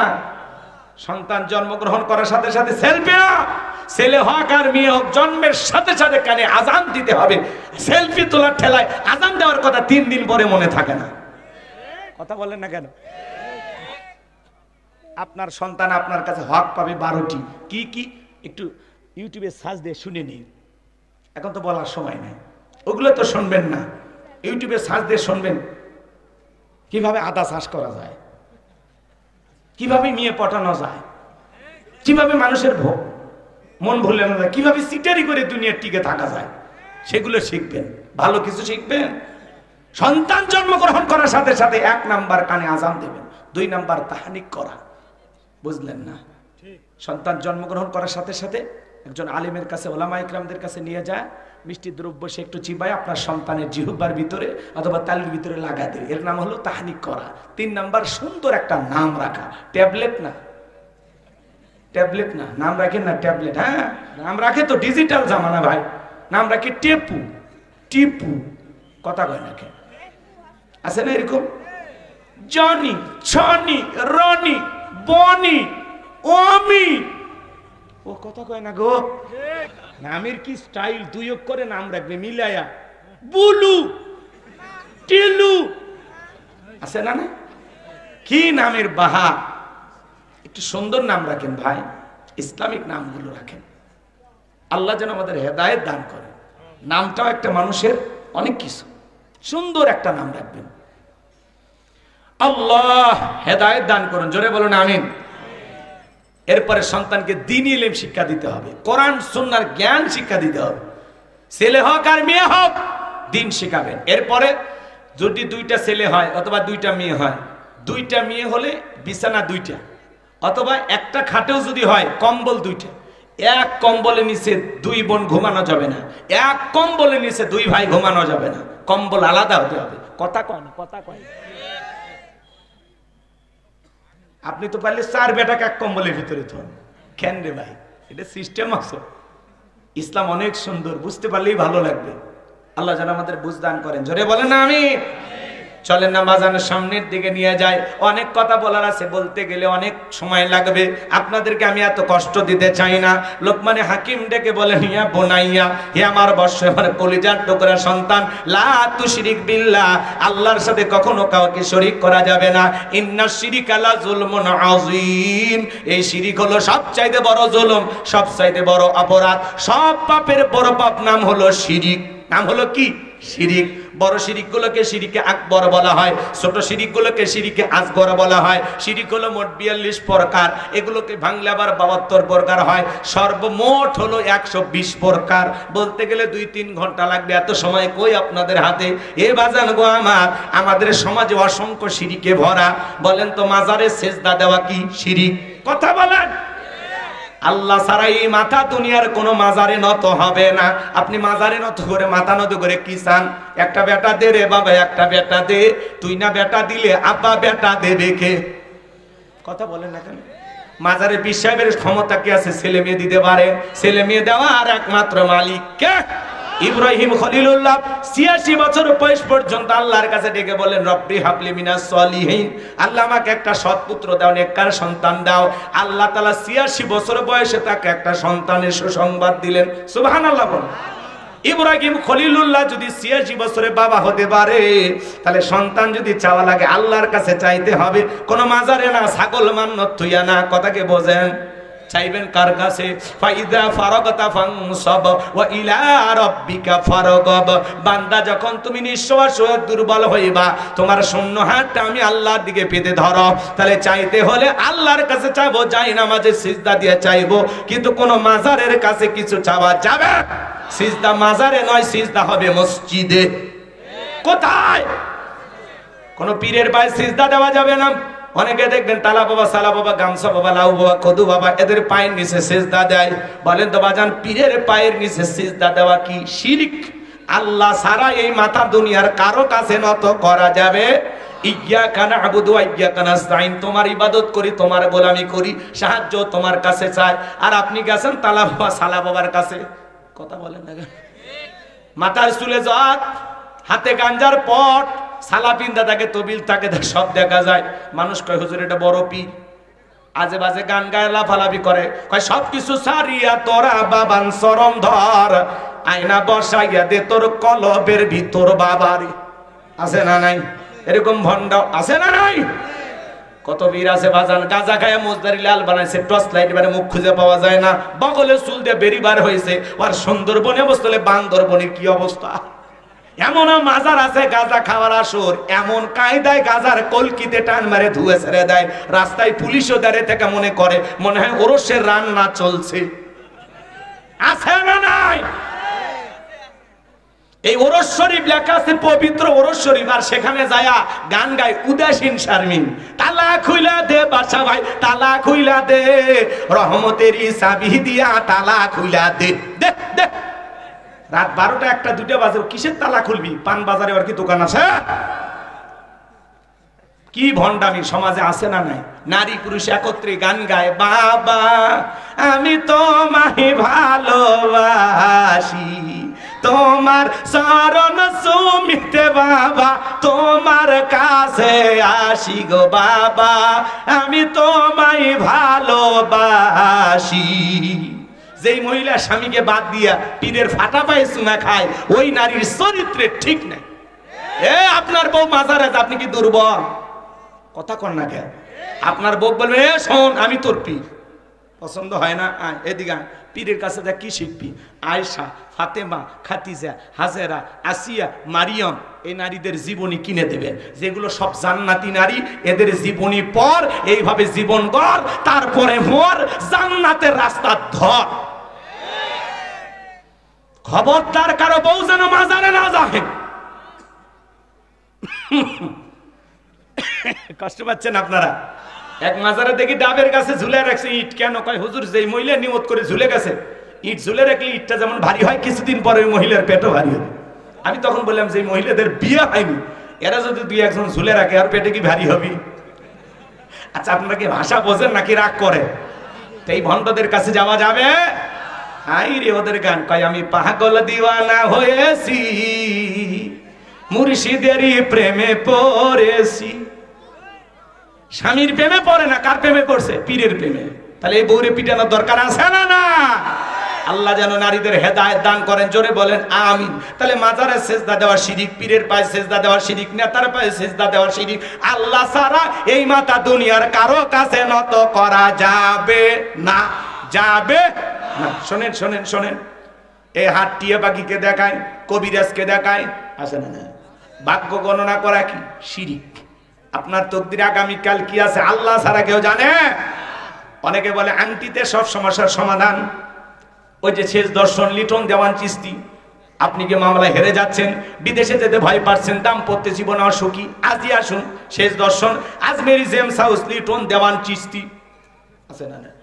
এক আংটি দিয়ে যদি এত সমস্যার সমাধান হয়ে যায়, বাজান বলেন তো, ওর তো আংটি বিক্রি করে খাওয়ার কথা না।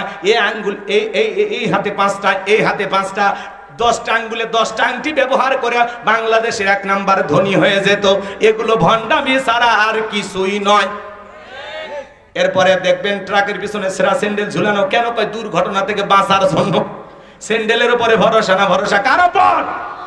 এরপরে শনিবার মঙ্গলবার বিয়ে করা হয় না, এগুলো দিন নাকি শুভ না, এগুলো ভাবা যাবে না। সন্ধ্যার পরে শ্রমিককে টাকা দিতে চায় না, ধনী কেন? ধনী নাকি যদি শ্রমিককে সন্ধ্যাবেলায় টাকা দেয় তাহলে নাকি গরিব হয়ে যায়।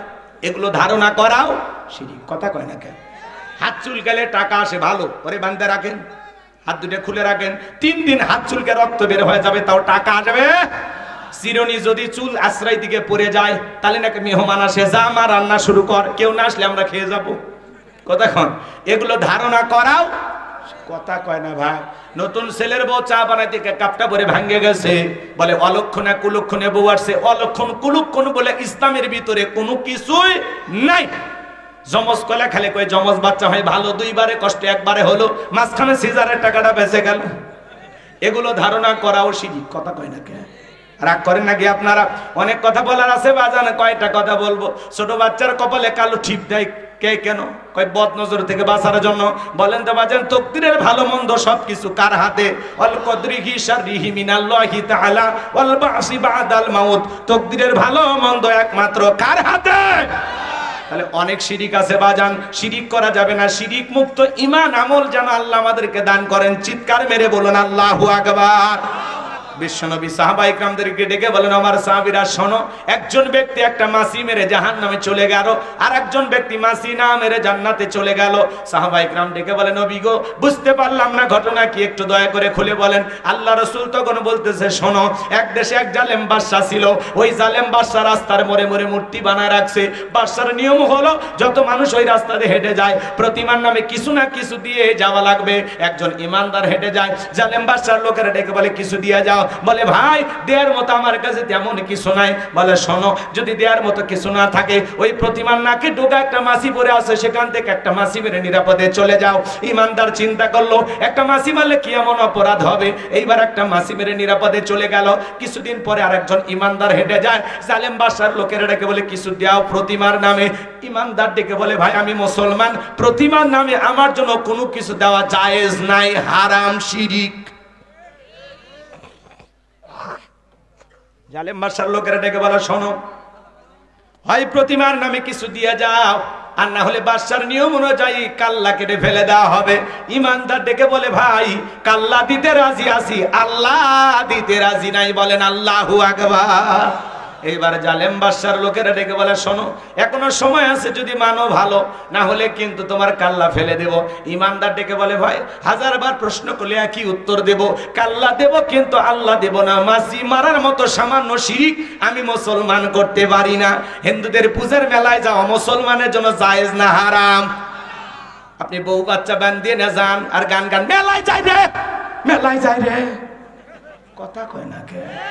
আপনি মুসলমান, আপনি কেন তাদের পূজায় যান বলেন? তারা আপনার ঈদের নামাজে আসে, জুমায় আসে, লাইলাতুল বরাতে আসে, লাইলাতুল কদরে আসে, মরে গেলে জানাজায় আসে। আপনি কেন যান? আপনি কেন যান? তার মানে অমুসলিমের চাইতেও আপনার লজ্জা কম।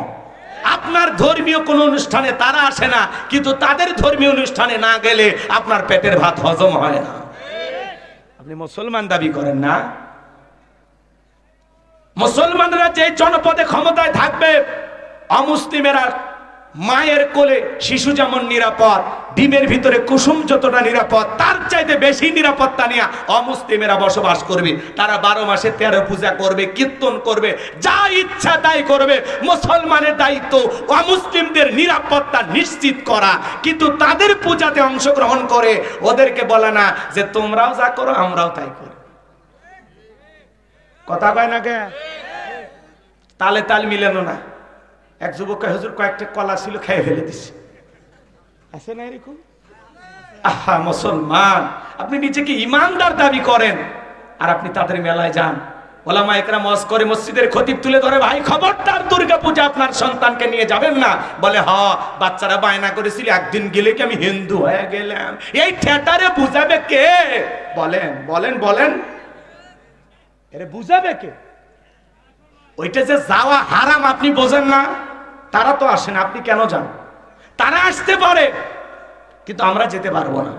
আমাদের ধর্মের আচার অনুষ্ঠান থেকে তারা আকৃষ্ট হয়ে মুসলমান হতে পারে, কিন্তু যেখানে আল্লাহর সাথে প্রকাশ্যে শিরিক হচ্ছে সেখানে মুসলমান যেতে পারে না, কারণ যখন তখন আল্লাহর গজব চলে আসতে পারে। আপনি কিভাবে যান? ভালো হয়ে যান। কেউ দেখিয়েছে এই ছেলে 12:30 বার হয়ে গেছে, একটু ধৈর্য নিয়ে বসেন। দিতে দিতে তো দেরি করে দিলেন, আসছি 8:30টার পরই।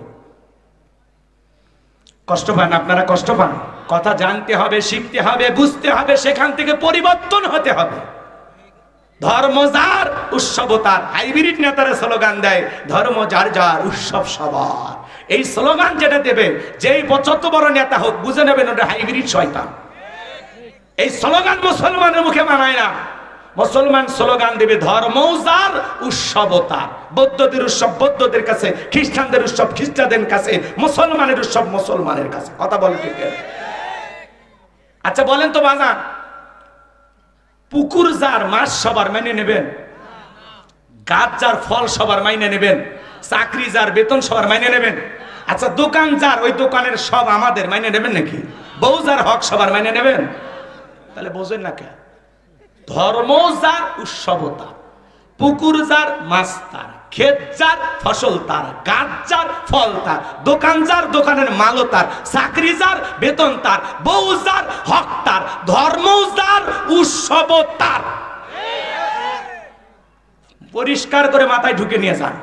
আজ থেকে সিদ্ধান্ত নেন জীবনে কোনোদিন আর পূজার মেলায় যাবেন না। হাত তোলেন তো দেখি, হাত তোলেন। আল্লাহ আল্লাহ তোমার গোলামদেরকে তুমি তোমার পথে কবুল করো। আরেকটু জোরে বলেন আমিন। হাত নামান আমার ভাইয়েরা। এইবার জালেম বাদশার লোকেরা এক কোপে ইমানদারের দেহ থেকে কাল্লাটা ফেলে দিল। আমার নবী ডেকে বলে, আমার সাহাবীরাম, যেই ব্যক্তি কাল্লা দিয়ে গেল আর যে ব্যক্তি একটা মাছি মেরে চলে গেল, যে ব্যক্তি মাছি মেরে চলে গেল ও মাছি মেরে নিরাপদে চলে যায় নাই, ও মাছি মেরে নিজেকে জাহান্নামে নিয়ে চলে গেল। আর যে ব্যক্তি সামান্য মাছি না মেরে কাল্লা দিয়ে গেল, ও রক্তের সাগরে ভাসতে ভাসতে আল্লাহর জান্নাতে পৌঁছে গেল। বলুন সুবহানাল্লাহ। বাংলাদেশেও রাস্তার মোড়ে মোড়ে ভাস্কর্য বানাইছিল যারা, আজকে দেখেন তো বাজান ভাস্কর্য আছে না ভেঙে মাটির সাথে মিশে যাচ্ছে। এই জন্য বাড়াবাড়ি করতে নাই। মুসলমানেরা ভাস্কর্য বানাবে না। মুসলমানেরা টাকা পয়সা হয়ে গেলে আজকে সারা দেশে ভাস্কর্যের নামে 4,500 কোটি টাকা ওরা খরচ করেছিল। যে দেশে মানুষ খাইতে পারে না, কত বেকার মানুষ আছে, কর্মস্থান নাই। যদি ওই টাকা দিয়ে মসজিদ মাদ্রাসা বানাইতো, বেকার যুবকদের জন্য মিল ইন্ডাস্ট্রি বানায়া দিত, গরিব দুঃখী মানুষকে সহযোগিতা করতো, অভাবগ্রস্ত মানুষকে টাকা দিয়ে সহযোগিতা করত। কত নারী 500 টাকার বিনিময়ে দেহটা বিক্রি করে পেটের ভাত জোগাড় করে। সেই নারীদের জন্য যদি কর্মস্থানের ব্যবস্থা করে দিত, বিকাশ হয়ে তার বাবার কবরে সব পৌঁছে যেত। আজকে যদি বঙ্গবন্ধু বেঁচে থাকতো, ফেসবুকে একটা পোস্ট করে বলতো, মা হাসিনা তোরে কোনোদিন আমি ক্ষমা করব না। কথা বলেন। যেইভাবে বঙ্গবন্ধু ভাস্কর্যগুলো ভেঙে গুড়িয়ে দেওয়া হচ্ছে, আজকে যদি বঙ্গবন্ধু বেঁচে থাকতো আর তার তার একটা ফেসবুক আইডি থাকতো, সেখানে ফেসবুকে পোস্ট করতো, মা হাসিনা আমি কখনো তোকে ক্ষমা করব না, কারণ তোর কারণে আজকে মানুষ আমাকে এইভাবে ডাস্টবিনে নিক্ষেপ করেছে। এক কথা বলেন না কেন? হ্যাঁ, একজন সোশ্যাল মিডিয়া ছেড়ে দিছে যে বঙ্গবন্ধু যদি আজকে বেঁচে থাকতো, সে ফেসবুকে পোস্ট করতো, মা তোরে আমি কখনো ক্ষমা করব না, কারণ তোর কারণে আজকে আমার এই পরিণতি। যেখানেই বঙ্গবন্ধুর ছবি ছিল, বাংলাদেশের যেখানেই আওয়ামী লীগের অফিস আছে, কার্যালয় আছে, দাউ দাউ করে আগুন চলতেছে, বুলডোজার যা ভেঙে রাস্তার সাথে মিশিয়ে দেওয়া হচ্ছে। এই যে শামীম ওসমানের বাড়ি ভেঙে দেওয়া হয়েছে, হানিফের বাড়িতে আগুন লাগানো হয়েছে, ওবায়দুল কাদের সেতু মন্ত্রী শরীর চলে না, খেলা হবে, ওনার বাড়িতে আগুন লাগানো হয়েছে। আজকে এমপি মন্ত্রীরা হাজার হাজার কোটি টাকার মালিক, কেউ দেশে নাই, সব বিদেশে পালিয়ে গেছে। কথা কন নাকি আপনারা? একটা দেশের প্রধানমন্ত্রীর থেকে শুরু করে এমপি মন্ত্রী, আমলা কামলা, নায়ক গায়ক, ডাক্তার বলেন, আর ইউনিয়ন পর্যায়ে নেতা কর্মী, এমনকি হুজুর পর্যন্ত পালিয়ে গেছে। এরকম পতন পৃথিবীর ইতিহাসে কারো ঘটেনি। কথা বলে ঠিক না? আমরা বারবার বললাম ম্যাডাম পদত্যাগ করেন, ম্যাডাম পদত্যাগ করেন। উনি যদি পদত্যাগ করিয়া জেলেও যাইতেন, কয়েক বছর পরে নেতা কর্মী ফুলের মালা দিয়ে আবারও জেলখানা থেকে বের করতো, কিন্তু পালিয়ে যায়, কাজটা ঠিক করেনি। কথা বলেন? এজন্য আল্লাহর খেলা বোঝা বড় দায়। আমরা চাইলাম পদত্যাগ, আল্লাহ বলে কিসের পদত্যাগ? এরা যে অন্যায় অপরাধ করেছে, শুধু পদত্যাগ না, আমি আল্লাহ এদেরকে দেশ ত্যাগ করতে বাধ্য করবো। কথা বলে ঠিক না? ইন্না বাতাসা রাব্বিকা লাশাদীদ, আল্লাহর পাকড়াও বড় কঠিন। আল্লাহ ধরে না, যেদিন ধরবে মামু বাড়ি দিল্লি গিয়ে পড়বে। শুধু একবার বলেছে আমি লাইভে আসতেছি, জনগণের উদ্দেশ্যে ভাষণ দিব। ছাত্র আন্দোলনের বিপ্লবী সৈনিকেরা, এখনো এদের রক্ত কিন্তু ঠান্ডা হয়নি, ওরা বলতেছে দাঁড়া তোর ভাষণ দিতেছি। ভারতে গেছেন, চুপচাপ থাকেন। কেন মিডিয়াতে এসে এগুলো ঝামেলা করতেছেন? চুপচাপ থাকেন, যতদিন মনে চায় থাকেন না, পাশেই তো আছেন, আমরা তো খোঁজ খবর নিতেছি। কথা কয় না? উনি আবার কল রেকর্ড ফাঁস করে বলে দেশের জন্য আমার খুব মায়া, আমি যদি থাকতাম আমাকেই হত্যা করা হতো, আমি এই জন্য পালিয়ে আসছি। আপনি নিজের জীবনের মায়া দেখলেন, আপনার কোটি কোটি অনুসারী যারা আপনার দল করে, রাজনীতি করে, তাদেরকে ভাবলেন না? তাদের জীবনের মায়া নাই? কথা বলেন না কেন? আপনি একাই পালিয়ে গেলেন হেলিকপ্টার নিয়ে, তাদেরকেও নিয়ে যেতেন। কথা এভাবে কেন পালিয়ে গেলেন? আবার বলে আমি দেশে আসবো। আমরা বলি মেয়ে মানুষ কতদিন বাইরে থাকবে, আপনি আসেন, এই দেশ আপনার বাবার, এই দেশ আপনার স্বামীর। কথা বলেন ঠিক কিনা? বুবু আইবা তুমি আইবা গো, সেই দিন আইসা বুবু ক্ষমতা পাইবা না। ও বুবু আইবা তুমি আইবা গো, সেই দিন আইসা বুবু ক্ষমতা পাইবা না। খোঁজ নাই বুবু কাদের কাকার, অবস্থা খারাপ ধরবে যে বাবার, হাউ নাঙ্কেল এখন সামনে আসে না। নেতা করবি সব জেলের ভিতর, আমি আসি ডরের ওপর, কখন জানি আস গ্রেপ্তারি পরোয়ানা। বউ আইবা তুমি আইবা গো, সেই দিন আইসা বুবু চিয়ার পাইবা না। ক্ষমতার চেয়ার থেকে নামার সাহস, কিন্তু এই চেয়ারে ওটা কঠিন। 16 বছর লাগছে ছাড়তে। আর আমরা সিদ্ধান্ত নিব আগামীতে আর যাই হোক কোনো নারীকে এই দেশের প্রধানমন্ত্রী বানাবো না। আগামীতে পুরুষ হবে এই দেশের প্রধানমন্ত্রী হবে, সেই দলেরই হোক। পুরুষ চাই, হাত তুলে দেখান কারা কারা পুরুষ চাই। লিল্লাহে তাকবীর। হাত নামান। নারীদের দেখার দিন শেষ, আগামীতে পুরুষের বাংলাদেশ। দেখেন না, নারীদের জেদ বেশি, রাগ বেশি, অভিমান বেশি। স্বামীর সাথে ঝগড়া লাগে, বাড়িতে হাঁড়ি পাতিল ভেঙে ফেলে দেয়, স্বামী তুলে আসার মারে, মাঝে মাঝে রাগ করে স্বামীর ঘর থেকে বাপের বাড়ি চলে যায়। আর দেখলেন না, একটা দেশ ছুঁয়ে পালিয়ে গেছে। 18 কোটি মানুষের কথা না ভেবে একাই পালিয়ে গেছে। এখন আবার বলে আমি থাকলে আমাকে মেরে ফেলতো। দেশের জন্য আপনার বাবা জীবন দেয়নি? হ্যাঁ, আপনার বাবাও তো মারা গেছে, তা আপনি চলে গেলেন কেন? আপনি থাকতেন, একটা নতুন ইতিহাস হয়ে যেত। সমস্যা কি ছিল? এত ভয় করেন কেন? আপনি যদি খালি মিডিয়াতে এসে 1 মিনিট বলতেন আমি পদত্যাগ করছি, শেষ, কিচ্ছু হইতো না। ম্যাডাম খামাখাই চলে গেছেন, কথা কয় না। যায় আপনাকে নিয়ে আবার নরেন্দ্র মোদী বিভিন্ন জ্বালায় পড়ে গেছে। কথা কন না কেন? আপনারা মন খারাপ করেছেন আপনারা। উনি যদি দেশে আসতেছে, আমরা বলবো যাওয়ার আগে তো বলে যান নাই, আসার আগে এত বলা লাগবে কেন? যে দিক দিয়ে মন চায় আসেন। কথা কন। যাওয়ার আগে বলে গেছে? তাহলে আসার সময় বলা লাগবে কেন? যে দিক দিয়ে মন চায় আপনি আসেন, তো আপনি আসেন। কি কথা ক্লিয়ার না ভেজাল আছে? আপনি কেন বলতে হবে আমি গুলিস্তানে আসতেছি? কেন আপনি গুলিস্তানে আসবেন? কেন? যে দিক দিয়ে মন চায় গোপালগঞ্জ আসেন, আসেন। না হলে আপনার শ্বশুর বাড়ি রংপুর, আপনি আসেন, তো আপনি আর দূরে থাকেন না, আপনি আসেন। কথা কয় না কেন? আমাদের মায়া দয় না? আমাদের দেশেরই সাবেক প্রধানমন্ত্রী এইভাবে বাইরে থাকবে, আমাদের মায়া লাগে না? আসেন, আপনি আসেন, আমাদের অনেক দরদ, আপনি আসেন, আপনার আদরের কোনো অভাব হবে না, আমরা যত্নে রাখবো আপনাকে। কথা কন, রাগ করেন নাকি আপনারা? ভালোভাবে না ডাকলে আসবে? আজকে বঙ্গবন্ধুর ধানমন্ডি যখন ভাঙা হচ্ছে, সেখানেও 3 তলা বিশিষ্ট আয়না ঘর পাওয়া গেছে। কি পাওয়া গেছে? আয়না ঘর পাওয়া গেছে ধানমন্ডিতে। আয়না ঘর, ছোট ছোট রুম, খেতা বালিশ আছে ওখানে। আজকে বিভিন্ন এই দেশে বৃষ্টি হওয়ার কারণে কিছু কিছু জায়গায় বৃষ্টির পানি ঢুকে গেছে, ধানমন্ডিতেও আয়না ঘর পাওয়া গেছে। প্রধান উপদেষ্টা উনি আয়না ঘর দেখতে যেতে চেয়েছিলেন, অনেকে তাকে যেতে বাধা দিয়েছে। কথা বলেন না কেন? তাহলে চিন্তা করেন, ধানমন্ডি 32, সেখানে আয়না ঘর পাওয়া গেল।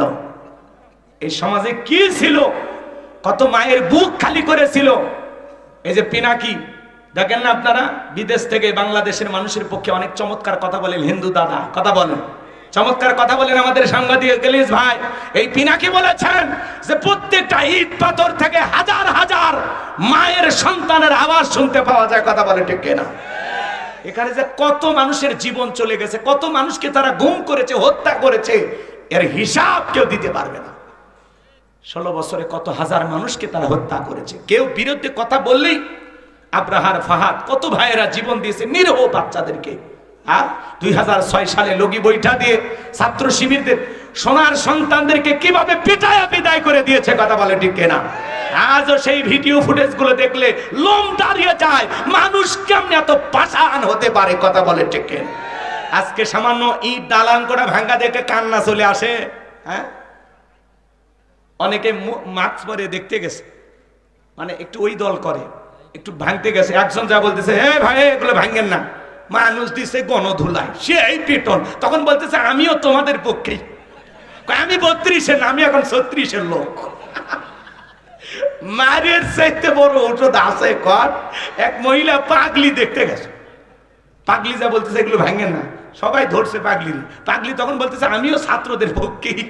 ও সেই দেখতে যাচ্ছে, সে বিপদে পড়ে কয় আমিও পক্ষে। তাহলে যাওয়ার দরকার কি বাবা? এই সমাজে যারা আয়না ঘর বানিয়েছে, যারা হাজার হাজার মায়ের বুক খালি করেছে, বিচার বহির্ভূত হত্যাকাণ্ড ঘটিয়েছে, তাদেরও বিচার বাংলার মাটিতে হবে ইনশাআল্লাহ। আর এই দুনিয়ার জমিনে যদি বিচার না হয়, আল্লাহর আদালতে আল্লাহ ওদেরকে ছাড় দেবে না। কথা বলে ঠিক কিনা? কারা কারা বিচার চান 2 হাত তুলে দেখান তো দেখি। লিল্লাহে তাকবীর। যারা অপরাধী তাদের ক্ষমা নাই। যে যে চলবে, আলোচনা চলবে, দোয়া করবো না, ছেড়ে দেবো। তাকবীর দেন, লিল্লাহে তাকবীর। আমার ভাইয়েরা গভীর মনোযোগ দিয়ে কথাগুলো শুনে যান বাজান। এই জন্য যে কথা বলতে চাচ্ছিলাম, লোকমানে হাকিম তার সন্তানদেরকে ডেকে বলেন, ইয়া বুনাইয়া, হে আমার বৎস, আমার কলিজার টুকরা সন্তান, লা তুশরিক বিল্লাহ, আল্লাহর সাথে কখনো কাউকে শরীক করবা না। ইন্না শিরিকা লা যুলমুন আযীম, এই শিরিক হলো সবচাইতে বড় জুলুম, সবচাইতে বড় অপরাধ। আমরা আমাদের সন্তানদেরকে শিক্ষা দেব শিরিক করব না। শিরিক মুক্ত ঈমান আমল দরকার আছে না নাই বাজান? ছোট্ট একটা উদাহরণ দিলে শেষ কথাটা আপনারা বুঝে যান বাজান। এই ভাই বসো বসো বাবা, বসো বসো, এখনই ছেড়ে দিচ্ছি, কয়েক মিনিটের মধ্যে আমি দোয়া করে দেবো। ওরা বসা করিনি, যদি পারেন আমার গাড়ি ড্রাইভারের কাছে আমার লেখা একটা বই আছে, শেষ বিদায়, স্মৃতি হিসাবে নিয়ে যেতে পারেন। মৃত মানুষকে নবীজির তরিকায় কিভাবে বিদায় করতে হয়, স্বামী স্ত্রী মারা গেলে একে অপরকে গোসল করাতে পারবে কিনা, মৃত ব্যক্তিকে চুমা খাওয়া জায়েজ না হারাম, আত্মাত্ম করে মারা গেলে তার জানাজায় যাওয়া যাবে কিনা, জান্নাত জাহান্নাম সম্পর্কে, আখিরাত সম্পর্কে, কবরের সলজব সহ পরকালমুখী অনেকগুলো কথা দিয়ে, প্রত্যেকটা কথার দলিল দিয়ে আছে। 2টা গজল সহ বিশেষ কিছু দোয়া সহ 76 পৃষ্ঠার বইটা, আমার মোবাইল নাম্বার ঠিকানা সব বইটার ভিতরে পাবেন ইনশাল্লাহ। 50 টাকা হাত দিয়ে ড্রাইভারের কাছ থেকে আপনারা নিতে পারেন। যুবকেরা তো এগুলো কেনে না, ওরা কেনে উপন্যাস, প্রেম কেন কাদায়, যৌবনের মৌপনে, অভিশপ্ত রাত, মিলন হবে কতদিনে, তোর মরণের পরে। এগুলো মাঝে মাঝে উপন্যাস কেনা যাবে। প্রত্যেকটা মুসলমানের ঘরে একটা সিরাত গ্রন্থ থাকা দরকার আছে না নাই? কিনবেন ইনশাআল্লাহ। নবীজির জীবনের শুরু থেকে শেষ পর্যন্ত আপনাকে আমাকে জানতে হবে। এজন্য মা বোনেরা সংগ্রহ করতে পারেন। শোনেন শোনেন, শেষ কথাটা বলে দিয়ে যায়। আপনাদের যশোর শহর থেকে একটা লোক আসবে আপনার বাড়িতে, গেস্ট, মেহমান। তার জন্য সকাল থেকে আপনার বিবি অনেক রান্না করেছে, গরুর গোশত, মুরগির গোশত, বিভিন্ন কিছু রান্না করছে, একটা খাবারের প্লেট সাজাইছে, এই প্লেটে গরুর গোশত সব কিছু দিয়েছেন। চিন্তা করলেন ছোট ছেলেটাকে অনেক ভালোবাসি, আর সামান্য একটু পায়খানা প্লেটের এক কোনায় দিয়েছেন। মেহমানের সামনে খাবারের পরিচিতি, ভাই এটা কি গরু, এটা খাসি, এটা মুরগি, এটা হরিণ, এটা কি, এটা কি। তখন বলতে ভাই ছোট ছেলেটাকে খুব ভালোবাসি, আর সামান্য একটু পাতলা পায়খানা দিয়েছে। বলে তো দুনিয়ার কোনো গেস্ট, কোনো মেহমানই খাবার খাবে? জোরে বলেন খাবে? সামান্য প্লেটে পায়খানা মাখা থাকার কারণে ওই খাবার যেমন দুনিয়ার কেউ খাবে না। আপনার আমল নামায় নামাজ, রোজা, হজ, যাকাত অনেক কিছু আছে, কিন্তু সামান্য শিরিক যদি মিশ্রিত থাকে, ওই শিরিক মিশ্রিত কোনো আমল, ইবাদত আল্লাহর দরবারে কবুল হবে না। বলেন আল্লাহু আকবার। কি কথা বুঝছেন? উদাহরণ কেন দিলাম বুঝছেন? হ্যাঁ, শিরিক মিশ্রিত থাকলে আপনার যতই ভালো আমল থাক, ওই শিরিকের কারণে সমস্ত ভালো আমলগুলোকে আল্লাহ বরবাদ করে দেবেন, সমস্ত আমল ধ্বংস হয়ে যাবে। এই জন্য শিরিক করা যাবে না। সম্মানিত ভাইয়েরা আমার, এরপরে আল্লাহ রাব্বুল আলামিন জানিয়ে দিলেন, লোকমান হাকিম, তুমি তোমার সন্তানদেরকে আমার সাথে পরিচয় করা দিলাম। আমি আল্লাহর বড় ভালো লাগলো। এইবার আমি আল্লাহ তাআলা তোমার সন্তানদের সাথে তোমার পরিচয় করা দিলাম। আমার আল্লাহ জানিয়ে দিলেন, ওয়া ওয়াসাইনাল ইনসানা বিওয়ালিদাইহি হামালাতুহু উম্মুহু ওয়াহানান আলা ওয়াহানিউ ওয়া ফিসালুহু ফি আমাইনি আনিশকুরলি ওয়া লিওয়ালিদাইক ইলাইয়াল মাসির। এ ভাই বসেন, এটা খুবই গুরুত্বপূর্ণ একটি পয়েন্ট আল্লাহ বলেছেন। শোনেন শোনেন, আজকে 95% পরিবারে মা বাবা অবহেলিত, নিগৃহীত, অপমানিত, বঞ্চিত, পদদলিত। কথা বলেন ঠিক কিনা? এই জন্য আল্লাহ তাআলা পিতা মাতার আলোচনা করেছেন এই জায়গায়। সংক্ষিপ্ত 2-3 মিনিটে বলে দেব। আমার আল্লাহ রাব্বুল আলামিন বলেন, ওয়াসাইনাল ইনসানা বিওয়ালিদাইহি হামালাতুহু উম্মুহু ওয়াহনান আলা ওয়াহনিউ ওয়া ফিসালুহু ফি আমাইনি আনিশকুরলি ওয়া লিওয়ালিদাইক। আমার আল্লাহ ডেকে বলেন, আমি তো মানুষকে নির্দেশ দিয়েছি তারা যেন মাতা পিতার সাথে সদাচরণ করে, উত্তম ব্যবহার করে। কারণ হলো তার মা কষ্টের পর কষ্ট সহ্য করে সন্তানটাকে গর্ভধারণ করেছে, 2-2.5 বছর বুকের দুধ পান করাইছে। সুতরাং মাতা পিতার প্রতি কৃতজ্ঞ হও। আমি আল্লাহ তাআলার প্রতি কৃতজ্ঞ হও, মাতা পিতার প্রতি কৃতজ্ঞ হও। তোমরা সবাই তুমি আল্লাহর দিকে প্রত্যাবর্তন করবা। বলেন তো বাজান, সেই মা বাবার সাথে ভালো ব্যবহার করার দরকার আছে না নয়? একটা মা সন্তানকে পেটে নিয়ে কতটা কষ্ট করে, 3-4 মাস মা খাইতে পারে না, মার বমি বমি হয়। 6-7 মাস যখন হয়ে যায়, সন্তান যখন আস্তে আস্তে পেটের ভিতরে বড় হয়, মা কত রাত ঘুমাইতে পারে না। 8-9 মাস যখন হয়ে যায়, মার পেটটা কত ভারী হয়ে যায়। আপনি আমি মায়ের গর্ভে ছিলাম মাত্র 10 ইঞ্চি জায়গায়। এ বাজান, লম্বা আছে, লম্বা ঘটনা আছে, অনেক কথা বলার আছে, সেই দিকে আর আমি যাব না। সংক্ষিপ্ত কথা বলে দিয়ে যাই। ডেলিভারির সময় যখন চলে আসে, দুঃখিনী মা বাবার ঘরের ভিতরে প্রবেশ করে গভীর নিশীথে বাবার 2 পা জড়ায় কান্না করে। মায়ের চোখের পানি যখন বাবার পাকে স্পর্শ করে, বাবা ঘুম থেকে জাগ্রত হয়ে ডেকে বলে, বিবি এত রাতের বেলায় কেন তুমি কান্না করো, কি হয়েছে তোমার? মা ডেকে বলে, স্বামী আমি আগামীকাল বাবার বাড়িতে যাব। কত মহিলা সন্তান জন্ম দিকে মারা যায়, আমি যদি মারা যাই আমারে তুমি মাফ করে দিও গো স্বামী। এই নেও সংসারের চাবি বুঝাইয়া দিলাম, ভুল বেয়াদবি মাফ করে দিব, ভুল বেয়াদবি মাফ করে দিও। এই কথা বলে দুঃখিনী মা চলে যায়। প্রসবের যাতনায় মা দাঁত মুখ কামড়ায়, কি যে ব্যথা, কি যে কষ্ট, দুনিয়ার মা ছাড়া কেউ বুঝবে না। একটা সন্তানকে জন্ম দিতে গিয়ে মা ছোট্ট বালতির মতো 1 বালতি রক্ত শরীর থেকে ঢেলে ফেলে দেয়। কত মা জ্ঞান হারায় ফেলে। কিছুক্ষণ পরে যখন হুঁশ ফিরে পায়, ডেকে বলে, কই আমার সোনামানিক, আমারে কোলে দাও। মা সন্তানকে কোলে নিয়ে গালে মুখে চুমা খায় আর বলে, বাছা দন বেঁচে থাক, আল্লাহ তোরে বড় মানুষ বানাক। হে যুবক, ওই মা বাবার মনে কখনো কষ্ট দেওয়া যাবে না। নবীর এক সাহাবী মাকে কাঁধে করে নিয়ে খানায় কাবা তওয়াফ করে। আল্লাহ রাসূল ডেকে বলে, সাহাবী তোমার কাঁধে কে? বলে, হুজুর আমার মা। নবী আমার ডেকে বলে, সাহাবী বড় ভালো কাজ করতেছো। সাহাবী ডেকে বলে, হুজুর আমি যে আমার মাকে কাঁধে করে নিয়ে খানায় খানায় কাবা তওয়াফ করালাম, আমি কি আমার মায়ের হক আদায় করতে পেরেছি? আমার রাসূল ডেকে বলেন, সাহাবী, আল্লাহ পাক যদি তোমাকে কিয়ামত পর্যন্ত হায়াত দেয় আর তুমি যদি তোমার মাকে কাঁদিনে এইভাবে খানায় কাবা তওয়াফ করো, তোমার মা তোমাকে জন্ম দেওয়ার সময় প্রসবের যাতনায় আ শব্দ করেছিল, ওই একটা আ শব্দের হক দুনিয়ার কোন সন্তান আদায় করতে পারবে না। বলুন আল্লাহু আকবার। এই জন্য আল্লাহ রাসূল বলেছেন, হুমা জান্নাতুকা নারুকা, ওই তোমার পিতামাতাই তোমার বেহেশ, তোমার পিতামাতাই তোমার দোজখ। যুবক রে, সেই মা বাবার মনে কখনো কষ্ট দেওয়া যাবে না। মনে রাখবা, আজকে তুমি তোমার মা বাবাকে কষ্ট দিলে একদিন তোমার সন্তানও তোমাকে কষ্ট দেবে। এই জন্য মা বাবাকে কষ্ট দেওয়া যাবে না। পিতামাতার খেদমত করে তাদের মুখে হাসি ফোটায়া তাদেরকে ভালোবেসে কারা কারা জান্নাতে যেতে চান দুই হাত তুলে আল্লাহকে দেখান। আল্লাহ আমাদের সবাইকে পিতামাতার খেদমতকারী সন্তান হিসেবে কবুল করেন। জোরে বলুন আমিন। একটু জোরে বলুন আমিন। শ্বশুর বাড়ির যৌতুক পাইয়া পাগল হয়ে যায় না, যৌতুকের পালসার ডিসকভার পাইয়া শাশুড়ির দরজা ব্রেক করে ডাক দেয়, আম্মা। শাশুড়ি গায়ে জামাই একটা পাইছি, ছোটবেলায় মাদ্রাসায় পড়েছে, গুন্না মুখস্থ। শ্বশুরক দেখা হলে বলে, আব্বা কেমন আছেন? আব্বা কি খেয়েছেন? শ্বশুর বলে, মারাত্মক এক জামাই পাইছি। আব্বা কুইতে কুইতে মুখের ফেনা তুলে ফেলে দেয়। ছোটবেলায় মাদ্রাসায় পড়েছিল, কলকলার সব হরফ মুখস্থ।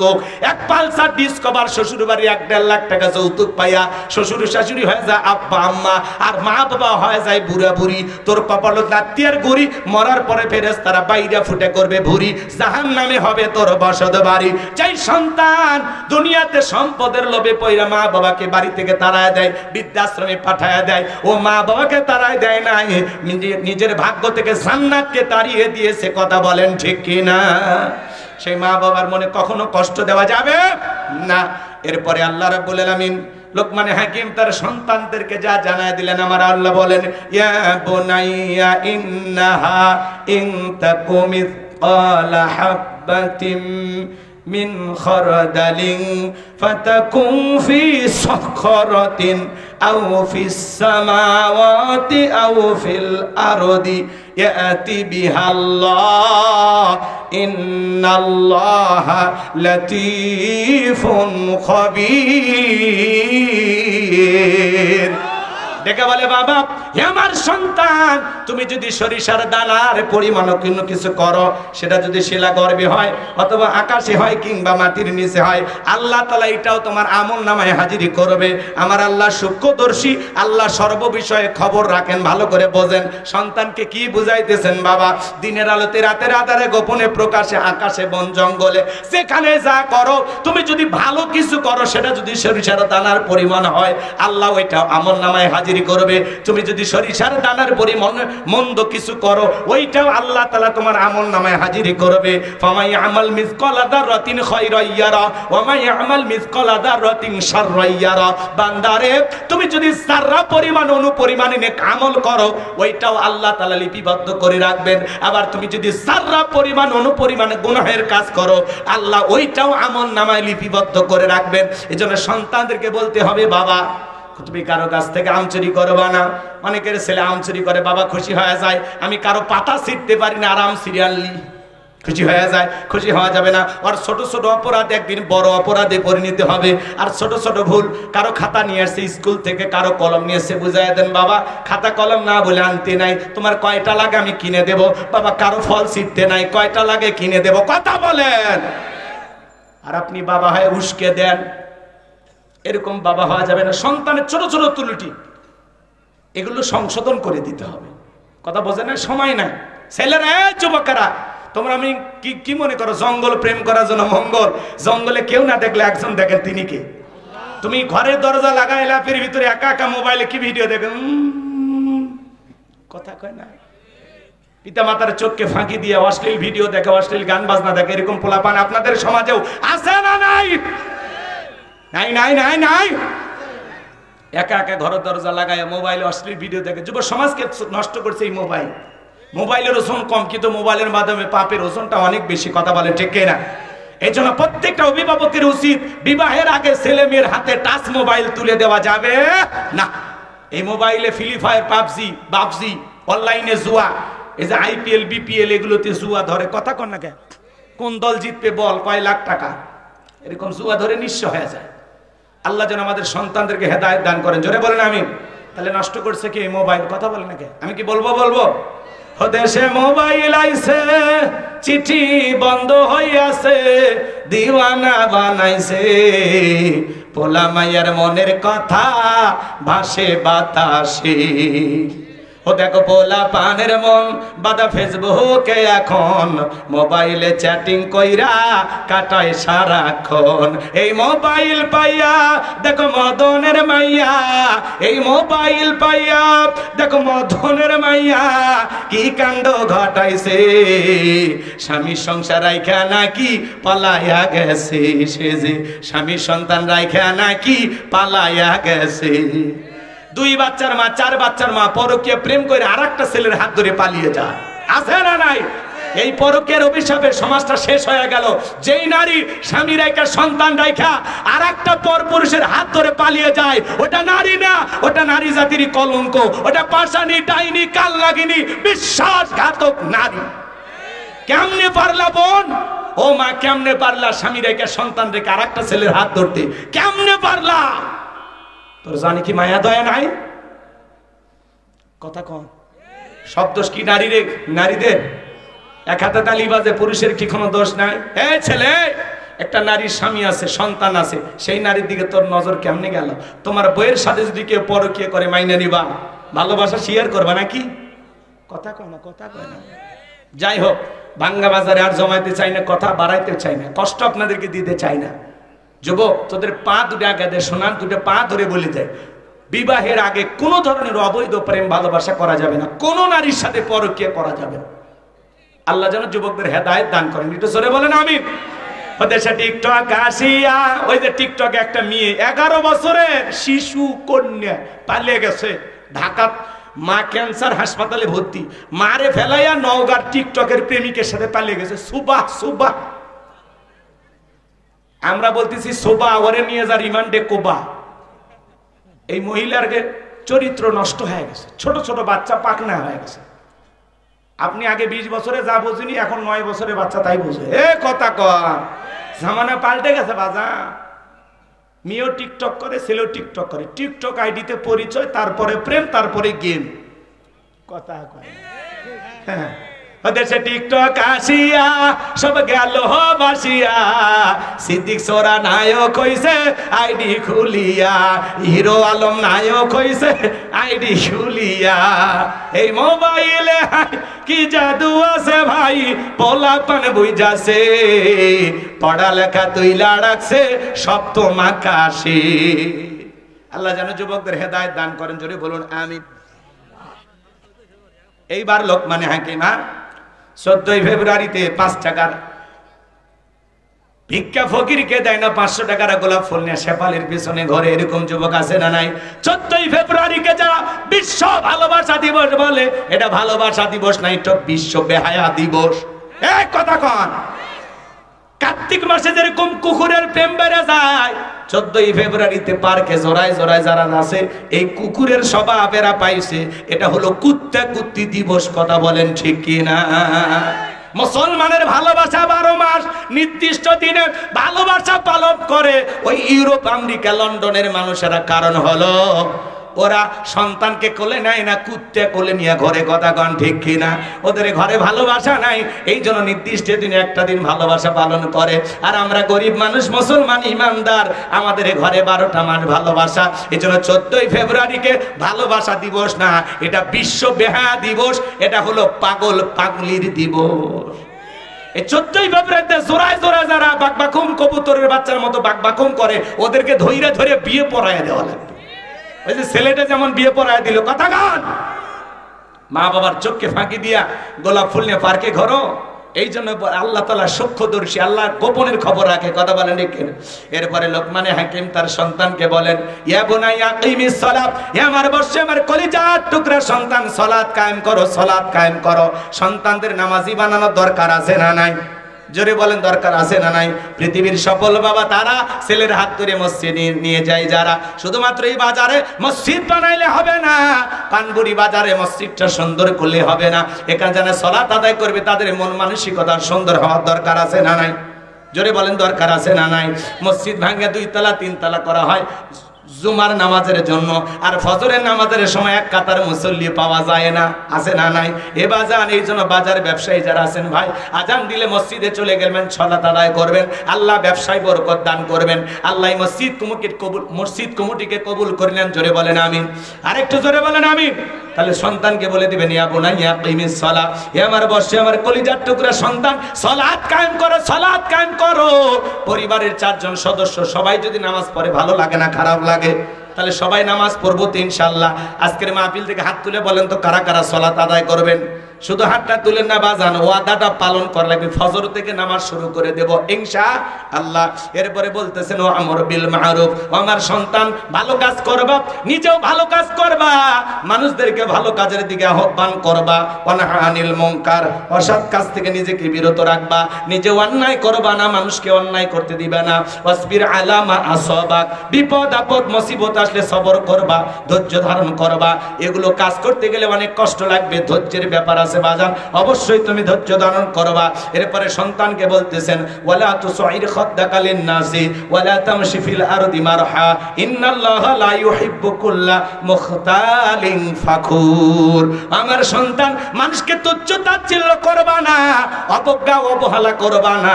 আজকে সন্তানকে আপনি শিখায়া দেন অহংকার, হিংসা। এই খবরদার, একটু টাকা হয়ে গেলে বলে খবরদার ড্রাইভারের সাথে কথা বলবি না, ওরা ছোট লোক। দারোয়ানের সাথে কথা বলবি না, ওরা ছোট লোক। কথা কয় না কে? আছে না এরকম মা বাবা? অহংকার করে, দাম্ভিকতা করে, ধনী গরিবকে দেখে অবহেলা করে, মোটা মানুষ চিকনটারে দেখে অবহেলা করে, ফর্সা কালাটারে দেখে অবহেলা করে। খবরদার, মানুষকে তুচ্ছ তাচ্ছিল্য করা যাবে, অবজ্ঞা অবহেলা করা যাবে। মানুষকে সম্মান করতে হবে, ভালোবাসতে হবে, সকলের প্রতি শ্রদ্ধা ভক্তি থাকতে হবে। আল্লাহ যেন বুঝ দান করেন, জোরে বলেন আমিন। আর আপনি অহংকার করে, তুই কোন বংশের ছেলে রে, কে তোরে কি বলে, তুই 4টা লাশ ফালা দিবি, তোর বাপ আছে রে, তোর বাপ আছে। সন্তানকে ক্যাডার বানাইতেছে, মাস্তান বানাইতেছে। কথা বলেন না কেন ভাই? আছে না? এই কলেজে পড়িস, প্রেম করবি, মেয়ের মাকে রাজি করার দায়িত্ব আমার। এটা বাপ না শয়তান? এরকম বাবা আছে না? উস্কে দে সন্তানকে, এলাকার তুই কার ছেলে, তুই চেয়ারম্যানের ছেলে, তুই তালুকদার বংশের ছেলে, এরকম বলে সন্তানকে পাগল বানায় দেয়। সন্তান তখন দৈনিক খরচ 2 লাখ টাকা গাঁজা খায়, মদ খায়, ইয়াবা খায়, এলাকায় সন্ত্রাসী রাজ্য কায়েম করে। কথা বলে ঠিক না? আল্লাহ যেন আমাদের হেদায়েত দান করেন, জোরে বলেন আমিন। এরপরে মানে হাকিম বলতেছে, বাবা ওয়ালা তামশি ফিল আরদি মারহা, দাম্ভিকতা করো না, অহংকার করো না। অহংকার করা যাবে না। যারা অহংকারী বান্দা, যারা এই দুনিয়ার জমিনে অহংকার করে, আল্লাহ তাদেরকে পছন্দ করে। অহংকার যারা করে, আল্লাহ এদেরকে ভালোবাসে না। আমার অনেকগুলো কথা বলার ছিল, যতটুকু বলেছি। বক্তা শ্রোতা সবাইকে আল্লাহ আমল করা তৌফিক দান করুন। ওয়া আখিরি দাওয়ানা আনিল হামদুলিল্লাহি রাব্বিল আলামিন। ছোট্ট করে একটা দোয়া দিয়ে শেষ করে দিল। আল্লাহুম্মা আমিন। রব্বানা যালামনা আনফুসানা ওয়া ইল্লাম তাগফির লানা ওয়া তারহামনা লানাকুনান্না মিনাল খাসিরিন। পানবড়ি বাজার জামি মসজিদ কমিটির উদ্যোগে আজকের ঐতিহাসিক তাফসীরুল কোরআন মাহফিলের শ্রদ্ধাভাজন সভাপতি জনাব রেজাউল করিমকে কবুল করো। প্রধান অতিথি মাওলানা হাসিজুর রহমানকে কবুল করো। আলোচনা করেছেন হাফিজ হযরত মাওলানা আরিফুল ইসলাম জিহাদি, হাফিজ মাওলানা শেখ আবু ইউসুফ। আমার ভাগ্নের কণ্ঠকে আল্লাহ দিনের জন্য কবুল করো। আল্লাহ তাআলা মাহফিল পরিচালনায় মাহমুদ হাসান ভাইকে কবুল করে নাও। এলাকার গণ্যমান্য ব্যক্তিবর্গ যারা যেভাবে মাহফিলটা বাস্তবায়ন করছেন কবুল করেন। লাইটিং, মাইকিং, পোস্টার, ব্যানার সহ যারা যেভাবে সহযোগিতা করেছেন আল্লাহ কবুল করেন। এই মাহফিলে নগদে বাকিতে যত মানুষ টাকা পয়সা দান করেছেন আল্লাহ, 4000 টাকা নগদ আর 1000 টাকা আল্লাহ তাআলা সকলের দানগুলো কবুল করো। একজন ভাই নাম কামাল 5000 টাকা দিয়েছে, আল্লাহ কবুল করেন। দানের বিনিময়ে কোটি কোটি টাকার মালিক বানায় দেন। এই মসজিদের জন্য কেউ সিমেন্ট দিয়েছেন, নগদে বাকিতে টাকা বয়দে দিয়েছেন, মা বোনেরাও দান করেছেন। আল্লাহ সকলের দানগুলো কবুল করো। এই বাজার ব্যবসায়ী ভাইদের ব্যবসায় আপনি বরকত দিয়ে দেন, তাদেরকে কোটি কোটি টাকার মালিক বানায় দেন। এলাকাবাসীর উপর খাস রহমত বরকত নাজিল করেন। আমার যে ভাইরা কষ্ট করে অক্লান্ত পরিশ্রম করে আজকের মাহফিলে বাস্তবায়ন করেছেন, আল্লাহ সবাইকে আপনি কবুল করেন। নেয়। আল্লাহ আমরা যারা হাত তুলে ধরেছি অনেকের মা নাই বাবা নাই, এতিম বানায় কবরে চলে গেছে। জনম দুঃখিনী মায়ের কথাকে ভোলা যায়, আদরের বাবার কথাকে ভোলা যায়। যে মা 10 মাস 10 দিন গর্ভে ঠাই দিয়েছে, প্রসবের যাতনা সহ্য করেছে, 2-2.5 বছর বুকের দুধ পান করাইছে, ওই জনম দুঃখিনী মা বাবার কবরে আর সবটুকু পৌঁছায় দাও। আদরের আব্বা আম্মার কবর জান্নাতের বাগান বানায় দাও। রব্বির হামহুমা কামা রব্বায়ানি সগীরা, ওয়াকুর রব্বির হামহুমা কামা রব্বায়ানি সগীরা। আল্লাহ, পিতামাতা যাদের বেঁচে আছে হায়াত বাড়ায় দাও। পিতামাতার খেদমত করে তাদের মুখে হাসি ফোটায় জান্নাত অর্জন করা তৌফিক দিয়া দাও। আল্লাহ তাআলা গভীর নিশীথে তোমার দরবারে হাত তুলে দোয়া করি, আল্লাহ এই মাহফিল বাস্তবায়ন করার জন্য যারা যেভাবে সহযোগিতা করেছে, আল্লাহ সহযোগিতা কবুল করো। আগামী বছর বড় পরিসরে মাহফিলকে তুমি কবুল করো। গভীর নিশীথে আল্লাহ তাআলা তোমার যে বান্দাগুলো শেষ পর্যন্ত আমি গুনাহগার আলোচনা শুনেছি, আল্লাহ কোরআন সুন্নাহর হেদায়েতের নূর দিয়ে অন্তরগুলো আলোকিত করে দাও। এই মানুষগুলোকে জান্নাতি মানুষ হিসেবে কবুল করো। এলাকার মানুষের সাথে আর যদি কোনোদিন দেখা না হয়, এই মুখগুলো জান্নাতের সিঁড়িতে পরিচয় করায় দিও। আমার মা বোনদেরকে পর্দা করা তৌফিক দিও, নামাজি বানায় দিও। দাম্পত্য জীবনকে হযরত আলী আর ফাতিমার মতো ভালোবাসা দিয়ে ভরপুর করে দিও। আল্লাহ আমার মা বোনদেরকে দ্বীনের জন্য কবুল করে নাও। আল্লাহ তাআলা, আল্লাহ তাআলা আমি দোয়া করি तमाम পৃথিবীর মুসলিম উম্মাহকে হেফাজত করো। ফিলিস্তিনের মুসলমানদেরকে বিজয় দাও। বাংলাদেশের মসজিদ মাদ্রাসা কবুল করো। হক্কানি উলামা ইকরামদের কবুল করো। দেশি বিদেশি সকল ষড়যন্ত্রের হাত থেকে আমাদের প্রিয় মাতৃভূমি বাংলাদেশকে আল্লাহ হেফাজত করো।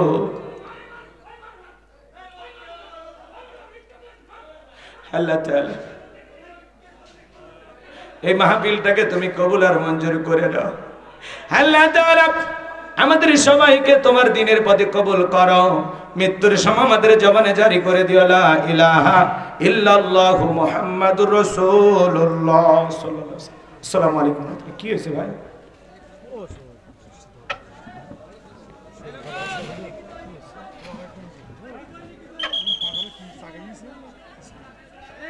মিডিয়া বন্ধ হবে না। হুজুর বসেন, এখানে বসেন, বসেন, বসেন, এখানে একটা মিডিয়া বন্ধ হবে না।